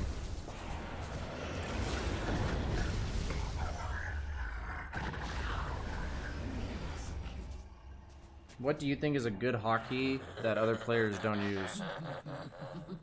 I mean, I think quick cast is really important. I think smart double tap is important. I think quick attack and quick move are important. I think smart attack and auto repeat are important.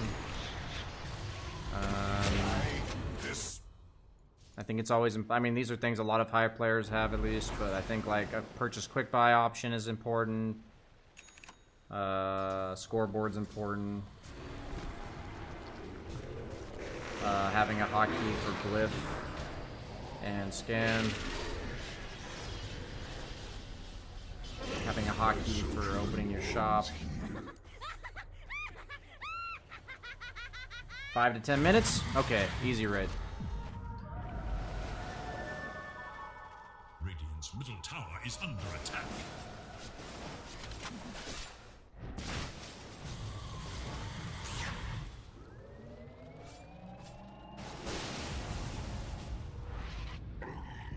Dire's top tower is under attack.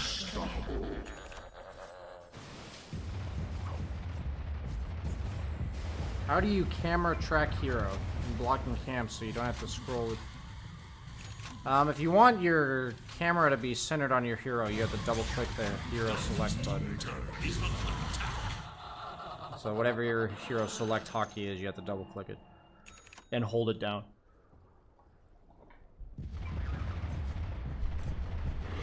Double clicking it will center it on your hero. If you hold it down, it will remain centered.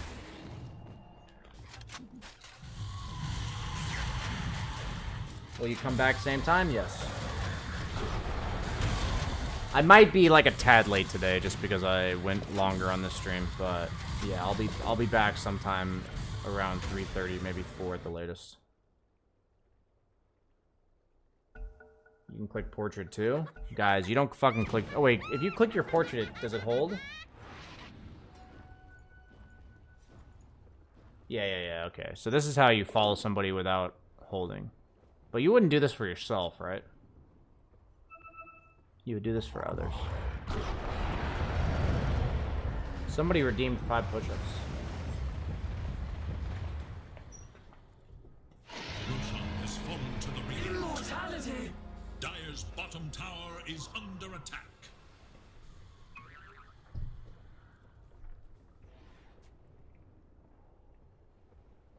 You would when you block creeps? Oh, I just hold the hero button.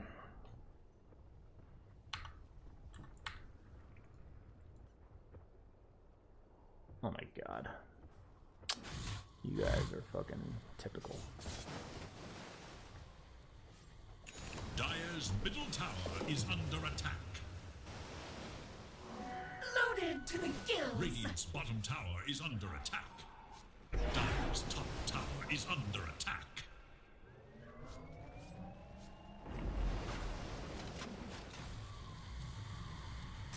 Dire's top tower is under attack.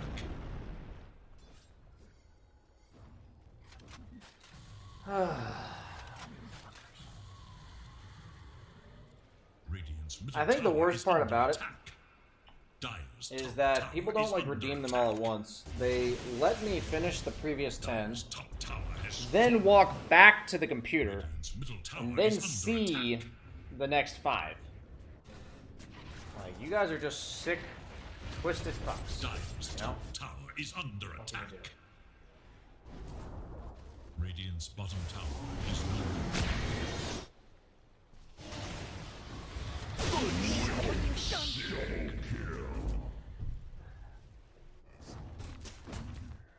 Yeah, just go ahead and make sure I sit back down first. Next person. Okay, I'm sitting back down. Time for the next person to redeem. Radiant's courier has been killed.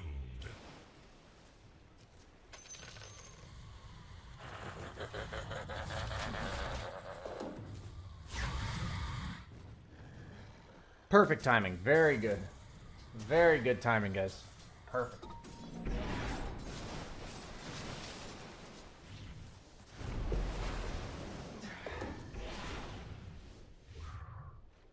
Radiant's bottom tower is under attack.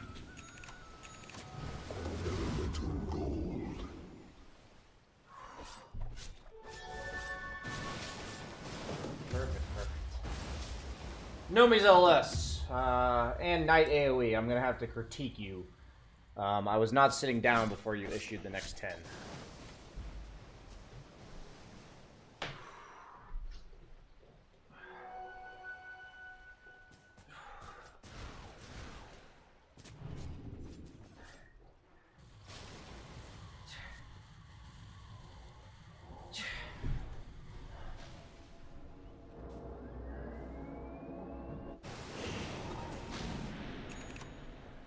Shouldn't this noob Naga buy Diffusal against Medusa?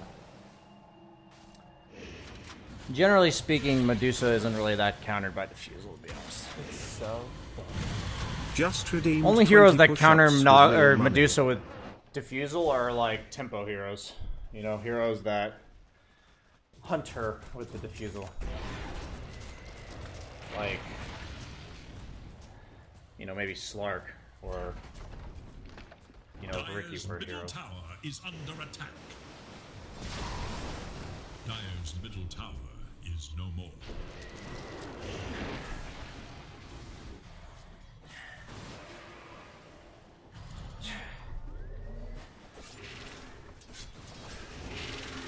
What? In your face.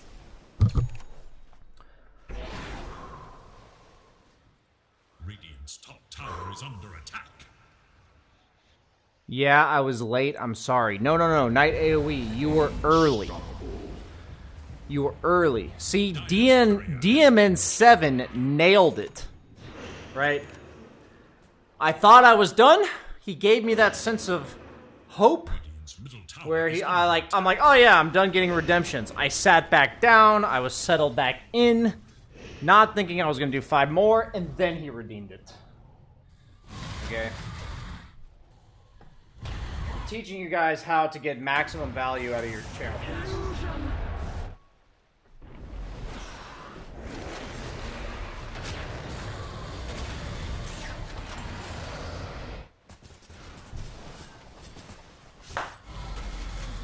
Because, to be honest, if you make a streamer do 5 push-ups with a channel point redemption, there's only 2 ways, or there's only like 2 motivational factors that would possibly make you do that. One is you genuinely care about my fitness and you want to help me get in better shape and make sure I'm being accountable. Or 2, you just want to make me suffer a little bit. And we all know which one it is for most of you.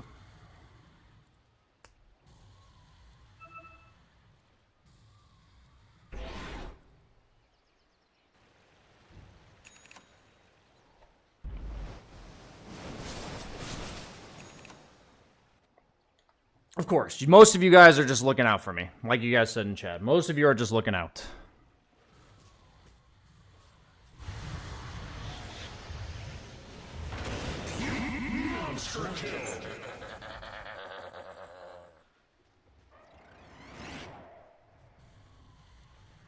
Nah, guys, we actually have a cap at 50 push-ups, so you guys have used all your resources for this stream.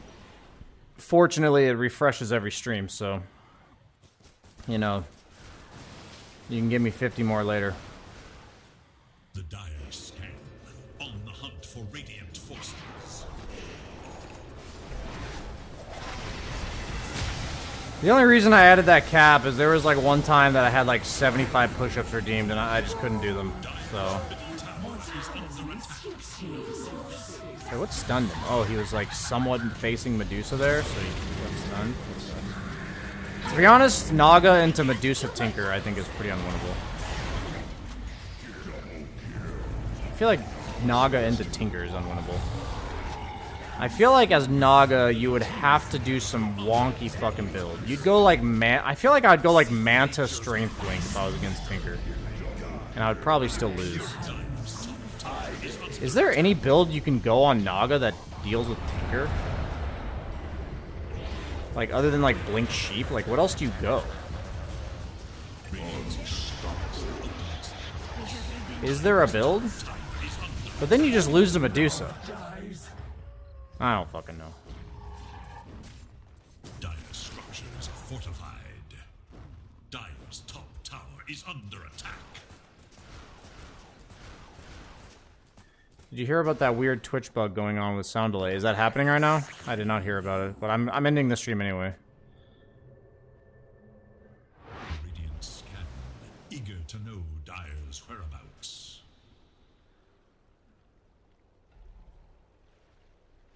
Yeah, Naga's good against Undying Tusk for sure. That's probably why I picked it.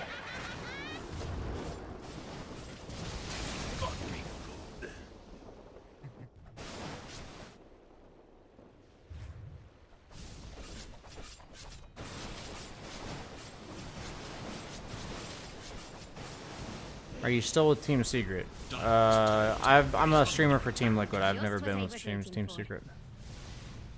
Good luck for TI. Thank you. None on this stage shrink from a Raid fight. Cock? Yeah. Okay, guys. Time to go watch Cock Buzz. He's streaming, right? He said 5 to 10 minutes.